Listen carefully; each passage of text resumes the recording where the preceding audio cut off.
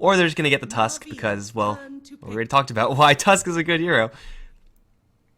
Yeah, we saw Yapsor as well. I think it was yesterday or 2 days ago. He was playing insane on that hero.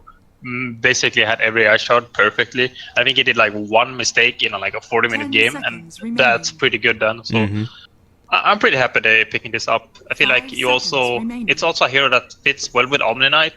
Omni Knight's kind of like a stable laner, but he doesn't really, he can't get in on them, and he's kind of like he's kind of defensive because he can't really pressure that well. But Tusk can both. If they go on Omni Knight, he's very good at turning, but he also can catch up to people, help Omni Knight catch those the stray heroes that might be. So pretty quick pick, Bounty Hunter, and then from Navi, and then Juggernaut from Team Secret. So Team Secret are gearing up for a pretty good potential 5-man, but they don't have like a team fighter yet. So they're gonna need to get that as a 5th pick most likely. But so far they have a good push hero. They have some. They have everything except team fighter, I guess. And still looking for that mid 1 hero for the Team Secret side. Sustain-wise, they are set. So it does seem like the only thing they have to really be worried about is getting initiated upon Navi. With the Bounty Hunter, just kind of set everything up vision-wise, and then gonna rely on the Magnus, I suppose, for initiation. Magnus definitely is better suited as the second one in the fight instead of just the first one in the fight. So I would say that Team Secret, as long as this last pick has any sort of relevant damage versus buildings, like a not puck type hero, then they should be able to just bulldoze these structures and really force Navi into these engagements. But Navi gonna go for the Bounty Hunter along with that Ursa. Ursa obviously a good matchup wherever he goes, really. If it's versus a Juggernaut, you're gonna have a good time. If it's versus an Omnet, you're gonna have a good time as well. And for the Bounty Hunter, it is gonna mean that Navi want to play this game a little bit more of a pick-off style, but again, lacking that initiation is a little bit concerning. Like, you are already going up against an Omni Knight, and a Juggernaut, so track is not easy to stick. I'm not really sure if Navi have enough offensive power here to get through what Team Secret have defensively. Yeah, I'm super interested in what Navi are gonna choose. I feel like their hero is harder to. I feel like they have a lot of options. They're kind of lacking in lockdown, but they don't necessarily need more either. They can kind of do with what they have if they pick if it's a good hero. I think Quals was a pretty good ban. It's kind of like you can burst people even though they're spinning, and even if they repel, you can have ultimate and kind of surprise kill them, which I think could fit Navi well this game. But they have a lot of time to think about this though, so I wouldn't be surprised if they use up most of it. There's like puck left if you want more lockdown. You kinda lacking some tower damage, but you have enough to make do. So that's how I feel like Navi has so many options. Team Secret don't have the most in the way of stuns, so Dendy's Storm Spirit is definitely here that he is very comfortable with. It may put you at some sort of risk because Storm Spirit typically tends to have more bad matchups than some other heroes, so you will have to accept that if you decide to throw him towards the mid lane. But yeah, I mean, Puck, Storm, TA is still in the pool. TA is looking alright here. I think there's so many options. Like, you can go Storm, I think you can go TA. You could get an OD still if you want to. You can get Timber even if you want. Lina got banned, right? Yeah, Lina's not in there, but there's a lot of options, and I think they're gonna go back to something they like, which would be TA and potentially Timber. I feel like they played a bit Timber lately, even though I don't think it's the best Timber game. It's decent at least. Again, you kind of want to abuse the fact that Secret will struggle to lock these heroes. Whoa, okay. Now, Axe is like the complete opposite of all of those heroes that we just listed. So Navi definitely throwing a curveball here. And these lanes are going to be a little bit interesting for the Navi side. Now, Axe is definitely a good hero to have versus the Omni Knight, versus the Juggernaut, and Team Secret working with 3 melee heroes. So Axe and Ursa just getting into the mix with the Magnus, certainly very powerful. Actually, we have a crap ton of melee heroes here. We're going to have a lot of fighting, that's for sure. But for this mid lane now, mid 1, as long as he has... Whoa. Okay, yo, we got ourselves a next level draft right here. Oh, this draft changed a lot the last two picks. I like how both teams finished. Actually, I really liked how they finished it. Generally, when you run Omni Knight and like Omni Knight, you want a stronger solo core than a bench. but it's kind of good enough that you kind of mess with Navi's lanes more, because they were like, okay, we pick Axe and he's great against Jugger and he's also good against most, but then Team Secret kind of throw this huge curveball with the Venge, so I feel like both teams were pretty happy about how it ended. Maybe Navi a bit like, shocked, more shocked than Secret, but both teams have a pretty good shot here, I think. I don't think there's a clear outdraft. Maybe a bit later we'll see if there's like some kind of mechanic that's like very hard for one team to deal with. I'm just trying to think if there's any way for Navi to really punish this this mid lane selection for Secret. Juggernaut played by mid one. You'd expect to go towards mid, as you would also the connection failure, returning to matchmaker. Well, that's fine. That's not gonna happen. Yeah, we're good. But yeah, maybe some switcheroos, but I don't really think it's really going to be any sort of relevant switch here.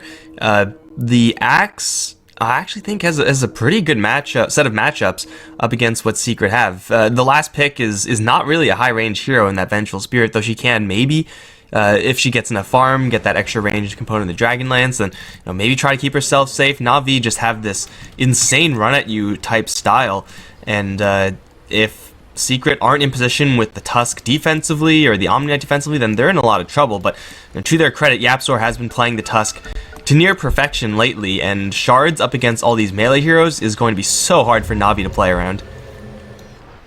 Yeah, we're gonna see how YapzOr performs. Both teams TP it out with their position 4 players. The strength of Axe last pick here is that he can solo kill both carries, which is very nice, like Blink Blade mid. Both these carries do high, especially Jugger does very high damage with low HP.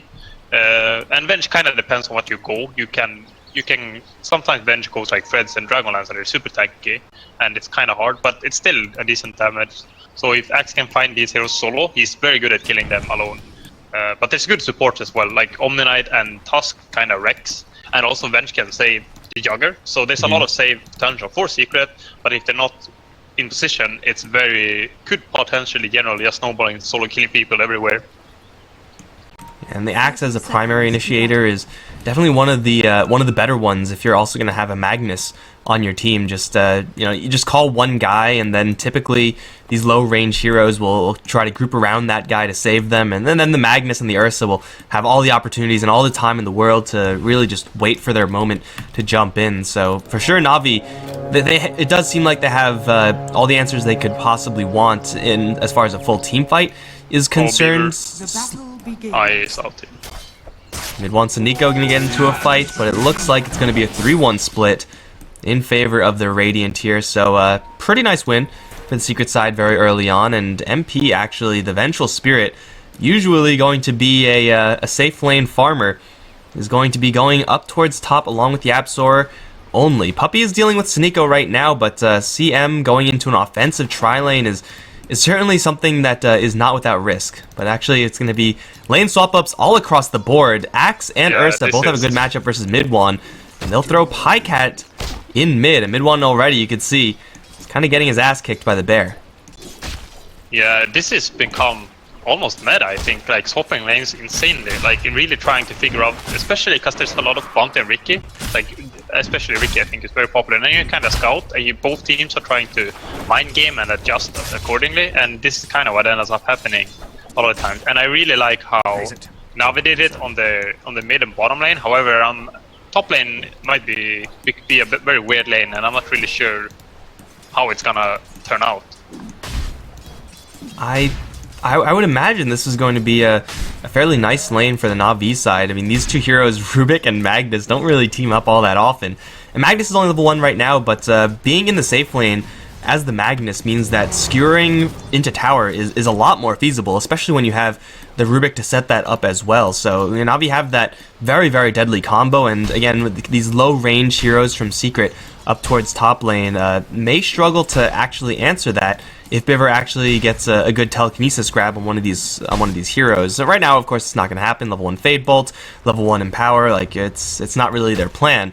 But the Magnus should be doing just fine, I would imagine, and it is up to MP to play this lane fairly carefully. But we also have this bottom lane where things are going to be, I would imagine, very, very quiet. But it's always kind of foolish to ignore an Axe who's going up against another melee hero.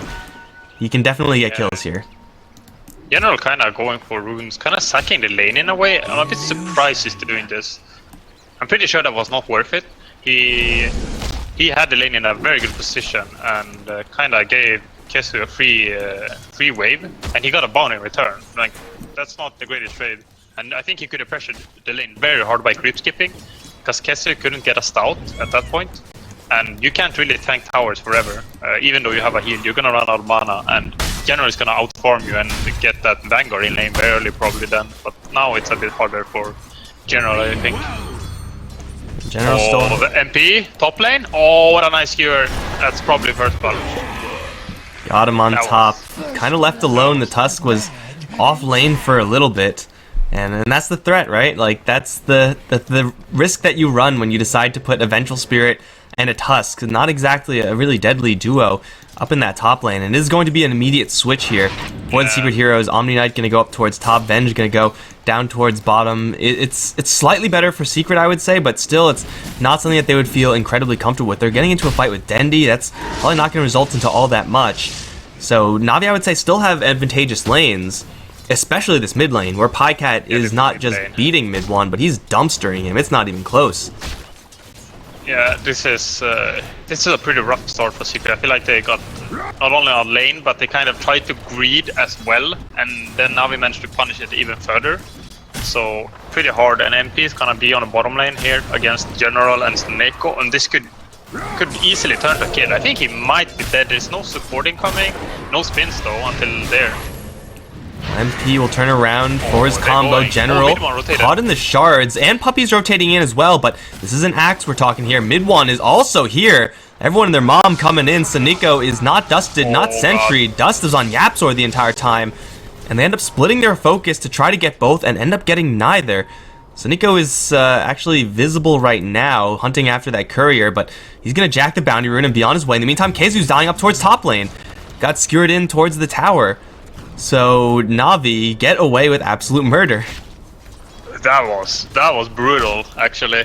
Navi got playing them. I think Secret made like small mistakes, but it's kind of a result what's happening. That kind of Venge is like level 3 against the Axe level 5, so the one spin almost took like a third of her HP, and it becomes harder to react because of that.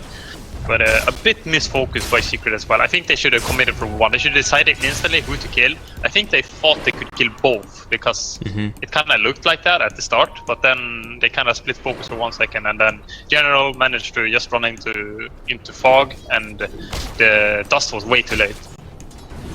The dust was just on the wrong person. Like, Tusk was going for the Axe instead of going for the bounty hunter. I think if you switch the target focus of just the Tusk, mid one, he's going to get out of there from Saniko and Pycat, but still, this is not a great time for the Jug. 8 CS only versus the 37 kills and 14 denies of Pycat.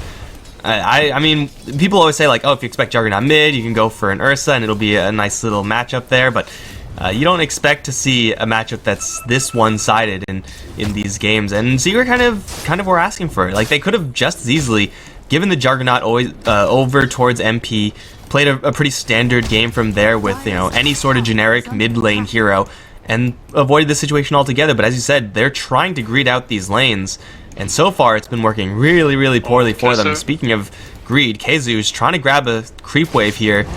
Luckily for him, Biver is a little bit too slow to get that grab. I think Beaver messed up a little bit there. He went for an auto attack where he should have just kept running, trying to lift. Not sure it would result in a kill. Puppy got caught by a taunt. This is how Spawn Tower is coming in. He doesn't have mana for Shuriken, so it might be a bit off the shop actually.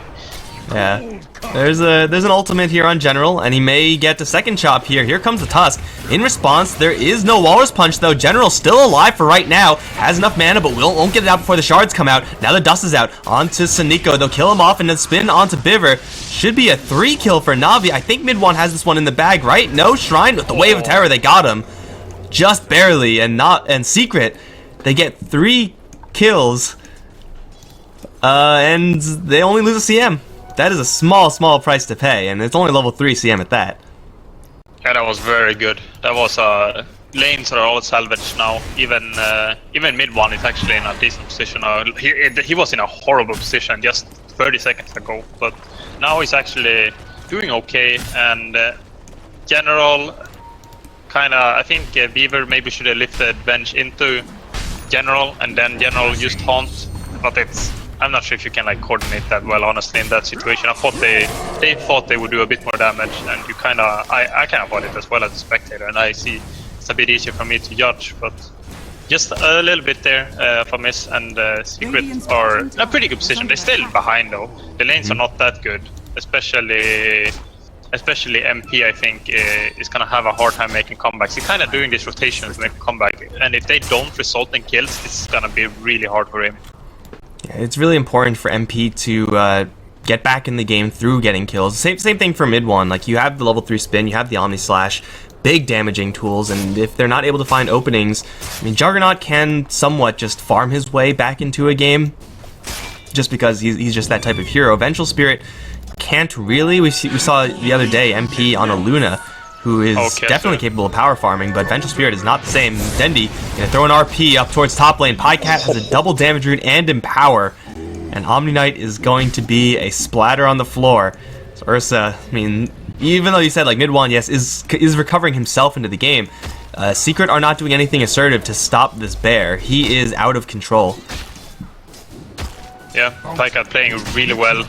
A lot of it's up to the nice laning decisions. I'm not sure who calls those lanes. Pycat is the captain, but not necessarily him who makes all the decisions. But whoever made them really knew what they were doing this game. And I think maybe Sonic could call them because he's kind of scouting them, you know. So he knows what's kind of happening a bit more clearer, even though everyone can see. Maybe he's the one thinking most about it because he's the one that wants to rotate on the lanes. So he wants to set up the lane so he can rotate on them. But they're really nice for Navi there in the early game, and 3 cores on top of network for Navi. That's a good start.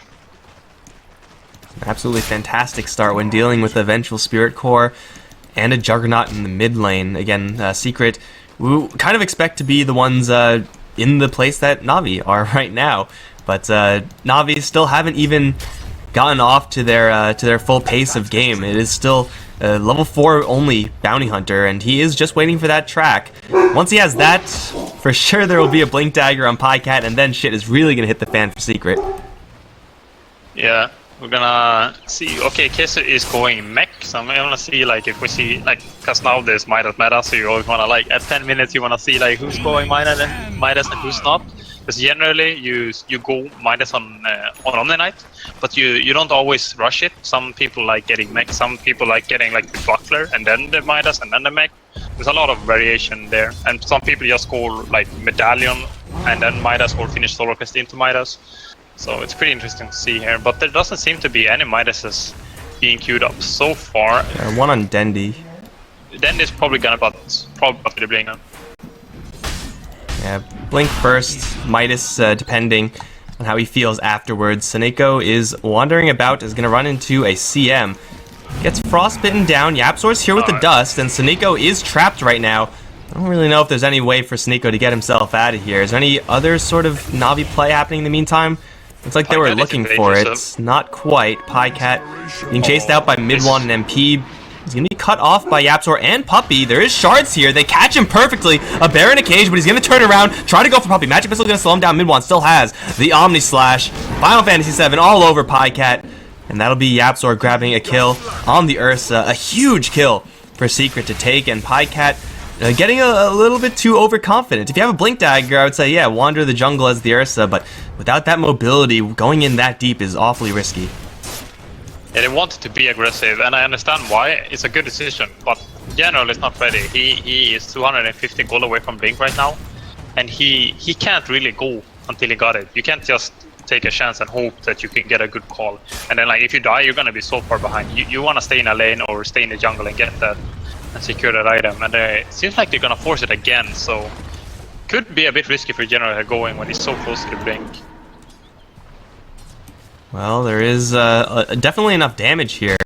The only issue is that MP smells something in the area and is going to hide deep in the woods. Pycat's going to show himself, and General, I mean, I think he's close enough to his Blink Dagger that he feels like he has it pretty much locked up and he can make some kind of aggressive plays, and the timings won't really affect him all that much. This camp should just be enough to get him towards that mark. And yeah, then for Navi, things are going to, again, explode out of control for his Team Secret, but until that actually happens, Team Secret actually doing a fairly good job. We have seen, Yapzor make some pretty nice rotations. So far has landed every single set of shards. Mid one getting in there for some action as well. Much needed, given the current start of his Juggernaut game. So Navi, Blink Dagger on Axe. He's going to blink over MP. I don't think MP... He might figure it out just because he doesn't see Axe come out of there, but there's double Blink Dagger right now on Navi, so they're ready to make some plays. Yeah, they probably gonna do a big smoke. I see Beaver has a smoke on him, so I'm expecting they all together mid and go for some aggressive smokes. They might want to do... I mean, Packet is also close to the blink, so they could wait, but I think that's probably a mistake. Packet might just wanna... I feel like maybe this play would be like you smoke and Packet has to Roche and everyone else tries to go for kills. Or MP or Secret General with the call onto the Juggernaut. There's a snowball here to give him a little bit of extra time. Puppy's gonna let it loose with the ultimate, and RP lands on absolutely everybody, and they're gonna start getting torn through by Pycat, but still not dead just yet. Now the ultimate stolen by Biver is gonna turn things around. Mid one gets an Omni Slash, and we'll make it an even 3 for 3. As the Omni Knight's gonna wander in, just be like, hey, what's up, guys? Something happened here.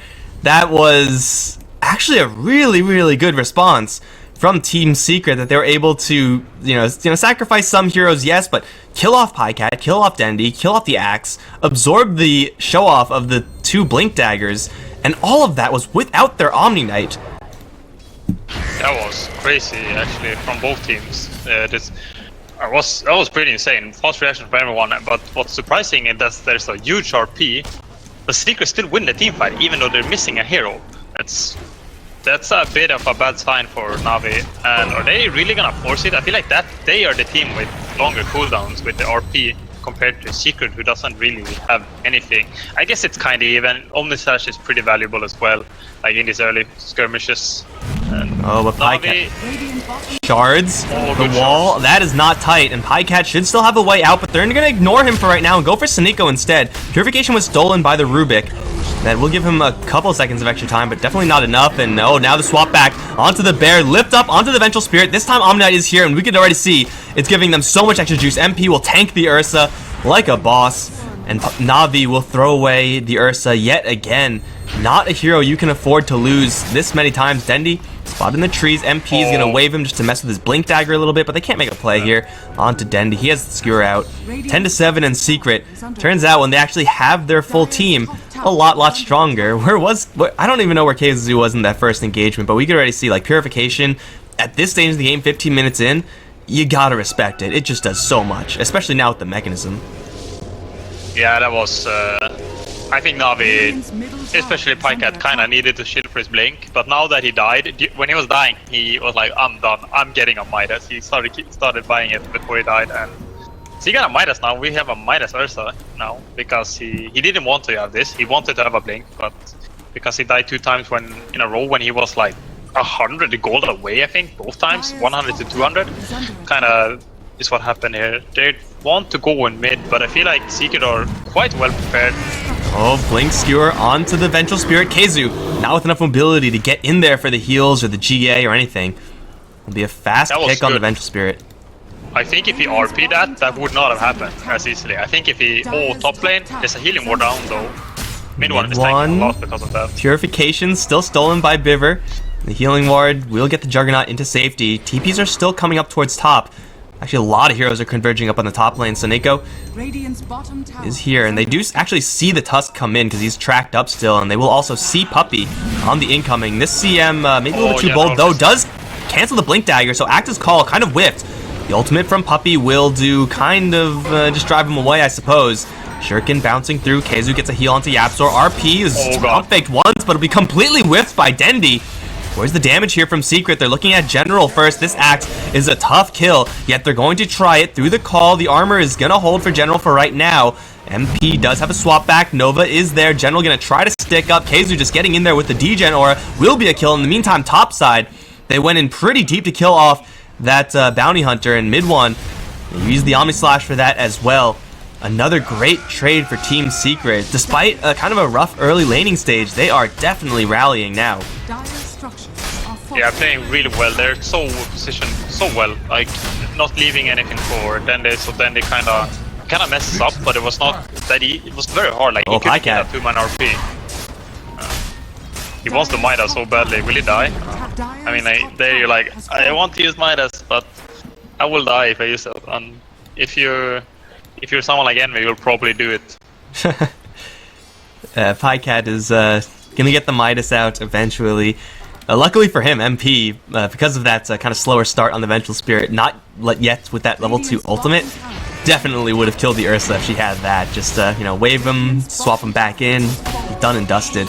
It will be a nice push up towards top lane. Bottom lane tower will be destroyed as Dendi is going to start bulldozing that one down. But so we actually find the Rubik. He has swap stolen, but with the haste rune on MP, there's very small chance of him getting to use that swap. He'll just be chased down by the Venge. Easy solo kill for MP. Easy tower destruction for Midwan. And Navi, despite having all of this Blink Dagger initiation, not going to phase Secret, as they're going to go straight in for the tower. Navi are coming in from the south, probably prepping up for some tracks first of all, but they're not even coming in with everyone. Dendi is going to teleport back to the base because he's just empty on health and mana. Navi, I think, are going to lose this tower without any resistance whatsoever, although all the heroes are kind of getting into position. They're not in yet. They'll walk in, take a tower, walk out, and Navi have no response. Yeah, Secret playing really well. They're not letting, while they're pushing 5 people mid as well, they're not really allowing Navi to split push because of they're pretty ready to counter as well, and I think they might have known that Dendi was kind of not in a position to fight, and you were just like, okay, we gotta be careful for the call, but other than that we can kind of push aggressively, and that's what they did. And I wonder if Navi's plan is just to try and go late game now, because it's kind of been like you don't necessarily think like, oh, we're gonna go late, but I think they're not gonna look as aggressive as they did earlier, you know, when they kind of lost a lot of heroes in very short time. So Neko, they see him, right? They saw him at least. Yeah, they saw him wander in. They think he's here. And Nico's just laughing his ass off. He's placing observer wards in the back, and he'll get out to safety. But yeah, it does seem like Navi, they can't really afford to take Secret in a fight unless they get, you know, the nuts initiation off. And if they get, you know, Puppy killed off like right now as CM's kind of wandering the jungle, then yeah, they could definitely get themselves to a position where they could just let this Ursa do whatever he wants, since now he also has that Blink Dagger. But as long as Secret are in reach of one another, it's going to be so hard away from to... Roche, though. Ooh, this is yeah. a good play. I think this is gonna work out. They used a scan earlier as well from Secret, and now we're scanning now to make sure. This is a really good play. This is a great play actually, and they are smoking up Secret though, but he will get it before that. So if they bail fast enough, which I think they will, that's a lot of wasted time actually. The blink out to the north, shards coming in a little bit too late. Secret still wants Not sure if they know, though. this Pycat Ursa dead. But he already got the experience, he already got the gold, so already quite a nice win, but now he's in a little bit of trouble. Blink Dagger in 1 second. Not spotted. Mid one getting distracted by some neutrals. He doesn't have a TP. No TP on Pycat. Dust thrown out, doesn't land on the bounty hunter. He will get deep into the trees though. No now we have a wild goose scout. chase. Secret, are they going to give up? I don't think they actually saw the Ursa. Do they know he has no TP? I don't know, but over in mid-bottom lane, action's happening. Dendi gonna try to skewer away. There's a snowball on his tail. Shards, again, perfect from Yapzor. They'll punch up Dendi, they'll purify him, and that'll put him in the grave. 47 seconds on the sidelines. At least it buys Pycat free access out of there, but yeah, I think for Navi, that's probably still the best they could hope for.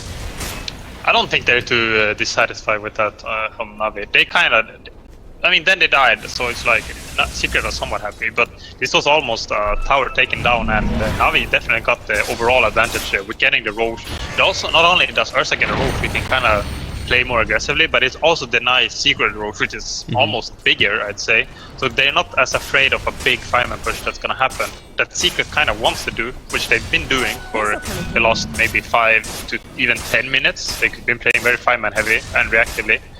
So I don't think you're too sad about that. Magnus doesn't have like a Midas, and he's like dead with a Midas off cooldown and stuff like that, where you're kind of like, I don't like this that much. But they're just gonna group up now. They have a big advantage in the Aegis, and if they can manage to get a good initiation this time, I think they have a very good chance at taking an advantage.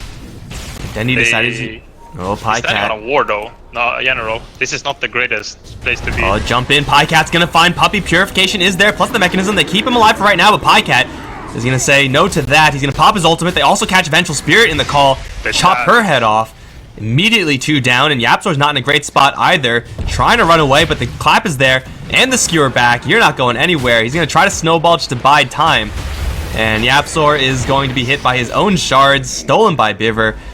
And that'll be a quick 3 kill for Navi, a real just slaughter. Secret have no response to. This is going to be a tower down, and that might just be it because they don't really have that much tower pushing power. But finding, again, these heroes kind of wandering about in the jungle and picking them off one at a time, so easy for Navi, and they get the track gold from that as well. Yeah, they actually understood the state of the game so well there when... kind of like I talked about in the drop, Secret kind of needed a teamfight hero in the last pick, but they didn't go a teamfight hero. They went this bench. Oh, there's actually heroes close to each other. There's gonna be a dead Puppy. Swap back onto General. They'll lose Puppy in the meantime. MP trying to go for this act, but the Purification actually misses. Still the Snowball is there, plus the Walrus Punch and Shards, which will capture Biver. Let MP go to work on that Rubik, but Ursa, he wants the Tusk. He'll take him down in exchange for that Rubik. MP. Dendi, Pycat, Saniko versus Keizu mid 1 MP. They're going to purify the Vengeful Spirit one more time. Deciding to pick a fight in the Shrine is kind of bold, especially when the buyback comes in from the Axe. He'll jump in, get the call onto the Vengeful Spirit. Repel is there, not going to help her all that much, especially when the RP comes in. That'll cost Keizu his life. MP not doing too hot either. Surrounded, is going to lose his head for the second time in as many minutes. Navi, buyback on General, and that catches Secret off guard. Well worth it for the Axe. Yeah, a bit of a hard decision for General. Like, I want to buy back, and it's like you know you're gonna win the fight, but it's definitely worth it. Even though they don't kill as many as they would have wanted to, they definitely wanted mid 1, the most dividing one. But I feel like Venge, when you get this far behind, it's so hard to make it work. You know, if you had like a stronger single core in like maybe Medusa or something along those lines, maybe even TA could be a better pick here. But Jugger, he needs a lot of items before it comes to strong single core, and he's not really going that item leader because he's queuing up a Blink now. He's not getting a Butterfly, he's not getting a Skade next, which is like the big make yourself as strong as possible. He's kind of going for pickup style, and Venge as a supportive carry does not suit that at all. So Secret are definitely struggling now in a place in the draft, and Navi realizes that as well, which is why they've been doing so well lately, especially how YOLO Pycat has been, and his team doesn't really follow up either. They're kind of like standing and watching, you know, both Dendi and General. Yeah, we see Navi also getting in on the split push, knowing that with these Blink Daggers, getting free pickoffs on Secret, again, separating them is extremely feasible. General is going to be jumped in on by YapzOr, quick Walrus Punch, and the Shards to wall him off. But he'll take barely any damage from any of that. He's going to get purged up. Omni Slash will bounce through, plus the Freezing Field. Blade Mail will do very little here for the Axe, as the rest of his team kind of abandoned him. YapzOr looking for more. Throw some Shards out just for a little bit of a scout. It'll be a much needed pickoff here for Secret, as Navi kind of get careless with their Axe. But you know, losing the Axe is not really a terribly huge deal right now. It seems, as long as they're able to still get farm elsewhere, and they are. Like this build from Dendi, the Magnus, is going for a plate mail item right now, but just with this Echo Saber, he is such a fast farmer and split pusher, and he will also be able to put out some significant damage onto, say, MP as the Venge. And get tracked up, and with Pycat coming in, MP gets purified from Keizu. RP is there, catching Keizu as well. Mid one's gonna do what he can, skewered back as well. They get the Guardian Angel off, and they will focus down Dendi, out of mana, and will be chased down with the Diffusal Blade for a kill. Clutch save there by Keizu, keeping mid one alive, and they'll look for the last TPing here. I think that was the Rubik. He's able to get out of there alive, ultimately trading the Venge for 2. Still a pretty decent trade for Team Secret, but that Venge was tracked up. Yeah, I think that was pretty good response for Secret, especially because he was there instantly. Like, I didn't even see him being close, and then like suddenly he's there with a Purification, Repel, and then he managed to get a good RP though to kind of counter that. But it was not enough. I'm not sure if the skewer away was a good decision or bad. It's kind of hard to tell what would have happened if he kind of left him close to Pycat. But it's really hard to tell if Pycat would have killed him. But because if he didn't skewer him away and Pycat didn't kill him before the backup came, that would have mean Pycat also died. So it was a pretty hard decision. I think that was like safer-ish. But Secret are kind of getting to a nice stage in this draft now. They kind of, as long as the opponent doesn't have an Aegis, I feel like they're in a pretty comfortable situation. Yeah, this is where their sustain comes into play with their siege power, though they do have to worry about getting jumped like this. Mid one already down to half HP. General's gonna get purged up, so we can't jump in just yet, although he will find it. They will get into a snowball, except for Puppey, left behind by his allies. Poor CM. They get the Walrus Punch onto the axe, starting to drop him low, but not quite low enough. Skewer onto Yapzor. He's in the middle of the fight. Spin is being stolen by Biver, doing a lot of return damage. Mid one now, in his own spin, onto everyone, is being kept alive by Kezu. MP still at full HP, and Navi are crumbling, so Nico gonna be chopped down last.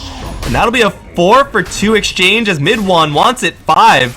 And with Biver stolen the spin, Mid one still on his tail, getting kind of body blocked by his illusion, but he has a blink dagger. He has one more diffusal blade charge, and that should be just enough. Wave is there. They throw him away from Biver, but a blink in. Oh, a crit. Okay. Gets Mid one a triple kill, and Navi get wiped. Mid one should be fine here, and yes, he will survive. MP will tank the tower.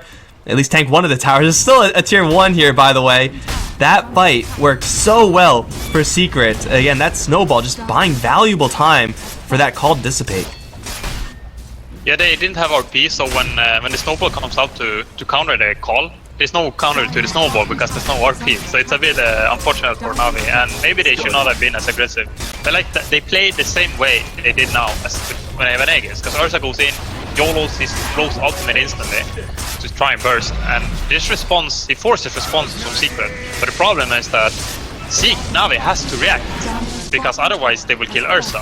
While before, they didn't really care if Ursa died, because then they would counter, because Secret had to commit more. This'll come in handy. And are Navi chasing? The sigil is so annoying though. I think the sigil was actually the biggest factor in that fight for Secret. I'm actually surprised that Kezu still has Guardian Angel. It feels like a fight win like that almost needs a Guardian Angel to land for Secret, but able to get it done without it. And Navi, it was an absolute mess. I mean, you're in a super tight cluster, and for Secret, it seems like that usually isn't going to really favor them, but the spin from Mid one, the amount of damage he's able to put out, the purifications, doing a lot of healing, obviously, but you know, easily thousands of HP worth of damage because of how tightly clumped Navi are. You'd expect them to be able to win those tightly clumped fights, but for right now, Dendy's gonna get jumped, has enough mana to skewer out, but the Omni Slash is gonna follow him. Where are you at, Dendy? Mid one gonna chop him down for a monster kill. And now Navi losing the Magnus. I don't know if Secret can actually make anything happen off of this, but this game, it seems like despite all the turnarounds and all the team fights, it's still pretty much dead even. Yeah, it's a very even game, like I hoped it would be. Like I said, I thought Secret had a slight advantage before we started, but Navi kinda already at the start kinda showed that this game is extremely even, and both teams kinda have weaknesses in the draft, but they're both exploiting each other's weaknesses quite well, and it's just been a lot of back and forth, you know, depending on what the state is. If Navi has Aegis, or if they have like vision, and where is bounty scouting is very important. How fast Secret's reactions are, which have been very fast so far this game. Both MP and Kessler and Yapzor as well with the Tusk snowball in the previous fight has been very fast to react, and then it becomes pretty hard for Navi to fight because they really need to force something more from Secret, but Secret are kind of playing it well. Like they're swapping first, and then the snowball comes out, and then Kesu kind of waits a little bit if it's needed, but the other one will stay first. So it's like they're playing very coordinated, and it's not overkilling in any way. They're just very patient about what they do in response to these Navi initiations. They're not jumping the gun Secret. They're not saying, okay, we're gonna start the fight this time and, you know, crush these heroes 5-on-5. They're saying, okay, Navi are probably gonna jump on this guy, so let's have Omni Knight here, Tusk here, and then we'll protect MP when he gets jumped. And it seems like that plan working out pretty well so far. This time though, Secret gonna take the initiative, and it will be a full 5-on-5. They may not expect all these Navi heroes here. Smoke will break. MP gonna wave in, will only clip onto Dendy. Still the swap is there onto Biver, and he will get caught by the shards. MP will work him down a little. Pycat's gonna come right in. The response is immediate as the purification is gonna land onto MP. Snowball's there, but he actually gets a little bit of distance away with the Force Staff. That'll mean he's isolated. Mid one lands on the high ground. He's gonna jump down with the Omni Slash. Luckily for him, he will still have some game in this fight. Almost gets clipped again. Kezu though with the Shiva's Guard onto General in the wall off with the shards. Gonna keep Pycat in place. So much ice on this Ursa, and he will fall. General isolated off to the side. Snowball back in from Yapzor. Purified, shards, General very, very tanky, and with the Blade Mail, trying to turn some damage to mid one, but the Healing Ward is going to trump that every single day. Now jumping forward, looking for Dendi. RP is going to land onto a couple heroes. Pycat's going to jump in, but the Sigil overhead means that Pycat's doing no damage at all. Kazu's going to purify himself. He'll be just fine. Snowball in. Looking for Dendi as Pycat and mid one go one-on-one. General's going to interrupt that, making the 2v1, but still mid one not done yet. Looking for Pycat with the spin. He's going to try to get the kill and then disengage. It looks like he'll be doing just that, as they will isolate General and Saneko both. These two heroes don't have that much damage. Mid one blinks to dodge the call. Gets Kazu a double kill, and now they're off to the south. Looking for Saneko, trying to teleport out. Not going to happen. Triple kill for Kazu. And Navi lose so much there. That is an insane win for Secret. They kill off 7 heroes. They kill off 7 heroes, and they only lose the bench. That was insane. I think did Secret straight up win the game? There's a lot of buybacks, but the other two does not have buybacks. So I am pretty sure they're getting at least 2 lanes of racks here. There's no RP either. This is so hard to defend. Well, mid one has his eyes on the mid racks. He will take it down, and Navi, they are gonna have to respect this swap from MP. Not level 3 just yet, but still, if he sees you, you're most likely not going to get out alive. Viver is going to be spotted by the wave. Actually, that didn't hit him. Never mind, I guess. They will still go in for this tower, and with this aura, full power here from the Vengeful Spirit, they'll bulldoze mid, they'll bulldoze bot. Still 20 seconds left for Ursa and Axe to be back. It does seem like that was, I mean, not necessarily like a straight-up game-winning play, but that puts Secret into a position where it's almost unlosable. Navi cannot make a single mistake now if they want to win this game. That's basically what the situation is, and if Secret doesn't make mistakes, it doesn't matter either. So Secret are gonna do the right thing. They're gonna contest Roche. Actually, they're kind of knowing. Oh, mid one is stuck. Secret knows what Navi wants to do, which is stop the Roche that Secret kind of wants to get. So that's why mid one ran up here, but he got stuck. I don't think they know he's there, because why would he be there? Someone get him down, because Kazu, it looks like he's gonna start a fight here. Don't they have a Force Staff on MP? Okay, they should have a Blink Dagger on the Jug, so they will drive Navi back.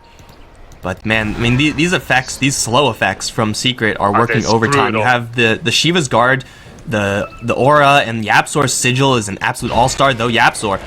We're gonna see a couple heroes jump out of there. MP will get slow on the retreat, will get tracked up for it, but still will survive. But I mean, once all these slow effects come into play, it seems like Navi just aren't doing any damage. Ursa got caught without Fury Swipes there, and without Fury Swipes, you're not doing any damage. And now Tusk has another tool to help them defensively, the Walrus Kick. I've seen this only once in a game that I've casted, and oh, it's gonna not help MP, is it? They're gonna jump him into the snowball, jump into the back line for the Juggernaut, full Omni Slash onto General. We'll bounce over to Saneko a little bit as mid one is kind of separated from his allies, still looking for General, should get the kill. Freezing Field goes off onto the Magnus, gets the skewer back onto Kazu. Where's the backup here? Mid one is going to arrive really quickly onto Dendi, grab a triple for the team, and Pycat is off fighting up YapzOr and MP. Not going to win that exchange, and Secret just smashed Navi in 2 consecutive fights, and just like that, the game is over. Yeah, that was perfect targeting by Secret. I think every hero targeted the exact hero they should have targeted. Meanwhile, Blink past and they went on General instantly, and I mean they were not in a good position. And I want to mention this, that now we're kind of running a single core lineup with the Ursa, you know. It's kind of a weird single core as well. Like I talked about Navi having also kind of some weird single core lineup, but the Venge is kind of supporting, but also still a carry. But when the levels came to Tusk and he got the Sigil, and then Omni-Knight got the Shivas as well, that, like, Ursa was not a hero anymore. He had 6 attacks together. He had to kill everyone in 6 attacks. That's what he had. And if he didn't, there was no way he could do anything anymore. Good luck making those 6 attacks land. When there's a swap, there's a purification, there's Solar Crest evasion, there's a Ghost Scepter on Puppey, there's Omni Slash, there's Diffusal Blade Manta Style to disengage, there's Snowball. It's just like impossible to actually make that happen. And it did seem like, at least in the tail end of that game, that everyone on Secret was kind of rallying around mid one. Like this guy had the worst possible start. Had like 1/3 of the CS of the enemy mid laner, but after a couple of good rotations, after a couple of good team fights, Mid one is just the hero that everyone has to kind of surround and protect, and to the Secret's credit, YapzOr, again, playing the Tusk defensively almost to perfection. Keizu was there every single time they needed him as well, and Navi just, it seemed like they kind of ran out of offensive power. The Axe naturally does kind of fall off as far as damage output in the later stages, and Magnus, kind of the same thing. I thought with the tracks that they were getting, they should be able to pull through, but I guess not. That was going to be a resounding win for Team Secret. But for Navi, it's not as if they got 20 minutes stomped. They put up a really good fight. They had a real game. And that means that in Game 2, here's hoping that there will be a little bit of a replicate of Game 1, because this was truly a great game. Guys, I'm Mike Loris. I've been joined by Kefka. Don't go anywhere. Secret versus Navi continues in just a bit.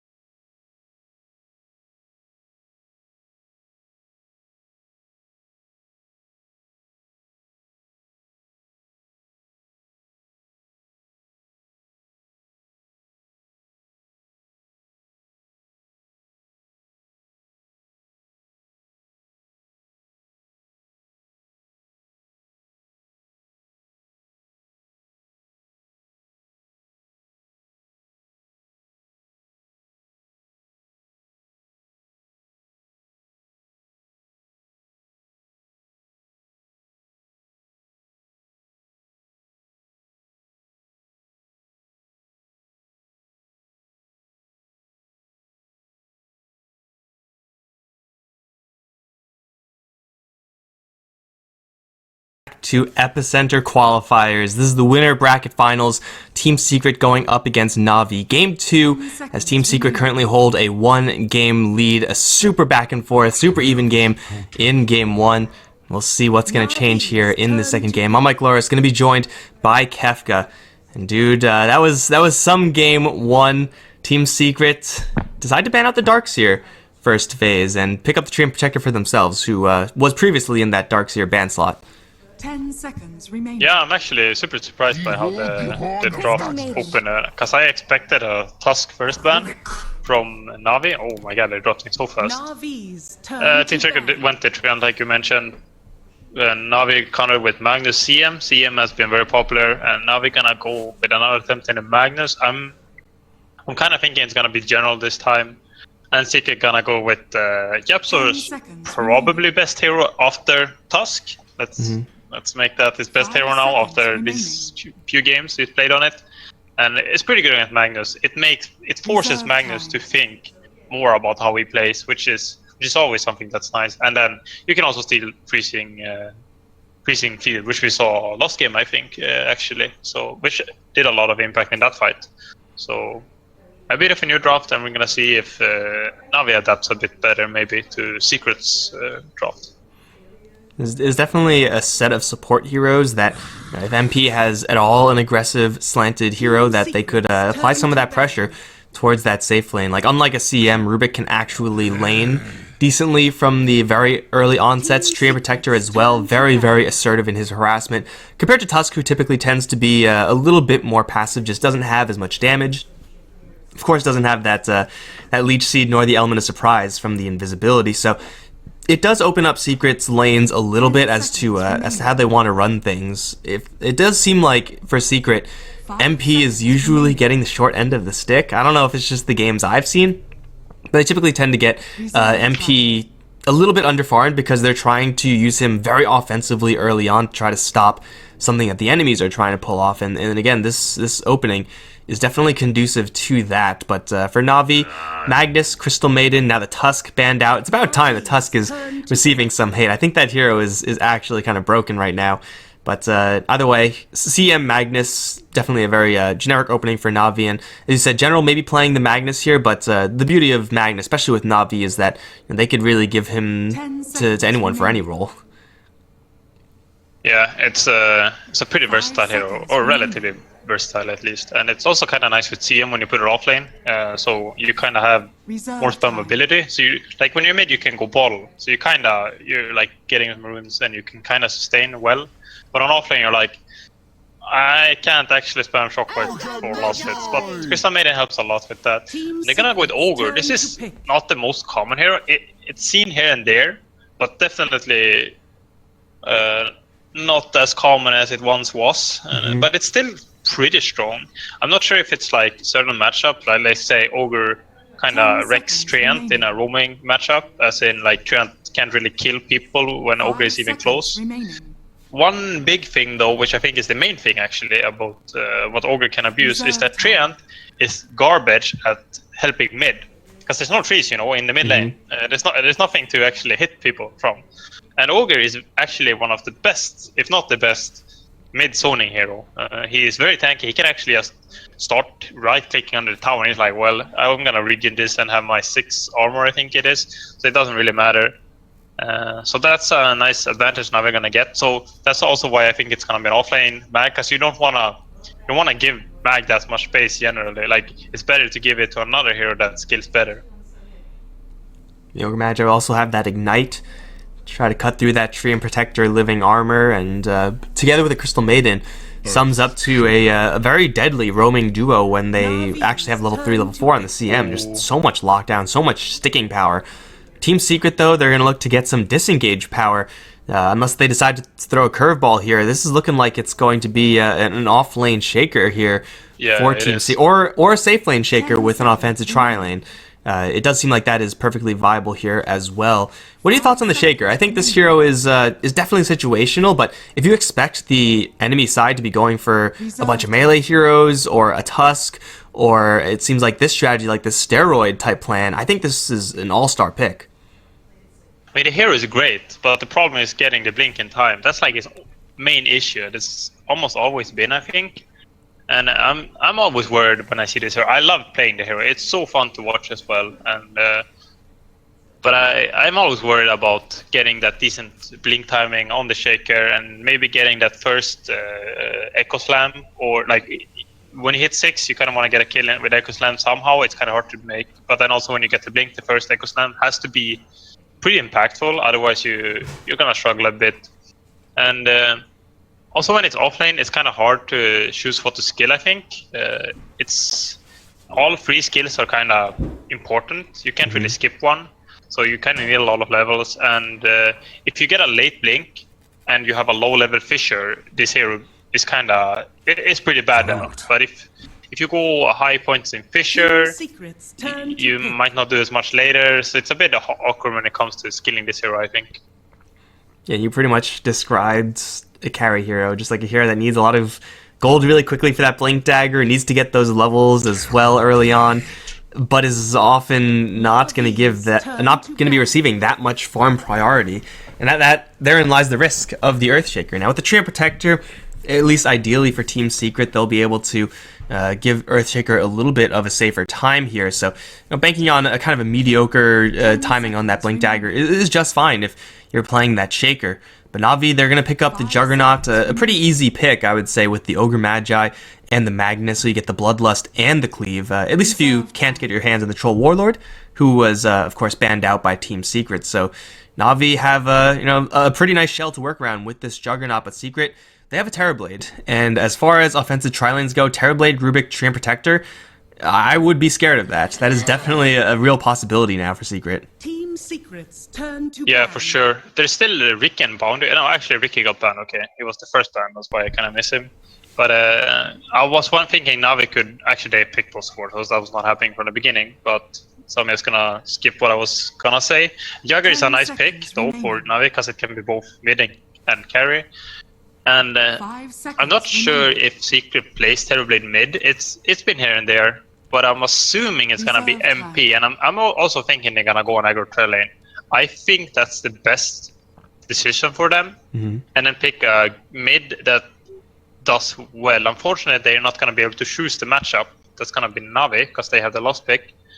So they kind of need to pick a more open mid laner that doesn't get countered. And I think Lina might be the best option 10 seconds now. remaining. It's one of the strongest mid heroes, and it's a 5th pick Lina. That doesn't Team happen that Secret's often. Turn to pick. Well, Tinker ban out is... I mean, for Lina, there's usually just very few bad matchups, like 50% at worst, it seems.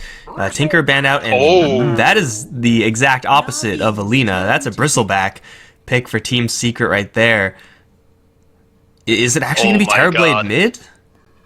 If it is, I don't know what's happening. This is gonna be might be a carry shaker at this point. 10 seconds I feel like remaining. in Secret played Bristle a few times, but it's Yeah. always been Kesu, right? 5 I don't think seconds anyone else remaining. played it, but I'm not sure. I cannot say that for certain. Reserve Well, at least in a vacuum for Team Secret, this Bristleback is going to have a lot of stun support behind him, which is, of course, very nice when you're just looking to kind of extend the fights and get more stacks of your Quills and your Snot out there. Legion Commander. Navi, though, oh, this is going to be a rough game. Oh. Navi pick up one of the best heroes to have versus the Bristleback in that That's Legion very Commander, nice. forces the Bristleback to show his face to you, so you can get all your damage done very cleanly.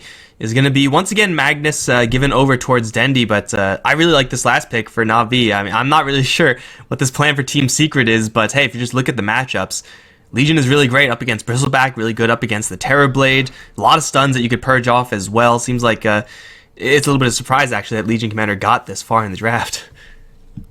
Yeah, definitely a bit unique there, being a lost pick. Generally picked in the first phase, and maybe even more so banned in the first phase.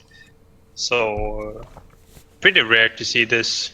However, Secret lanes are gonna be Terrorblade mid, which I think is decent. Ogre Roam mid 5 is gonna be a bit seconds hard against a Terrorblade who has very high armor himself and also high damage. But I still think you can probably force meta and then be a bit passive and then zone other times.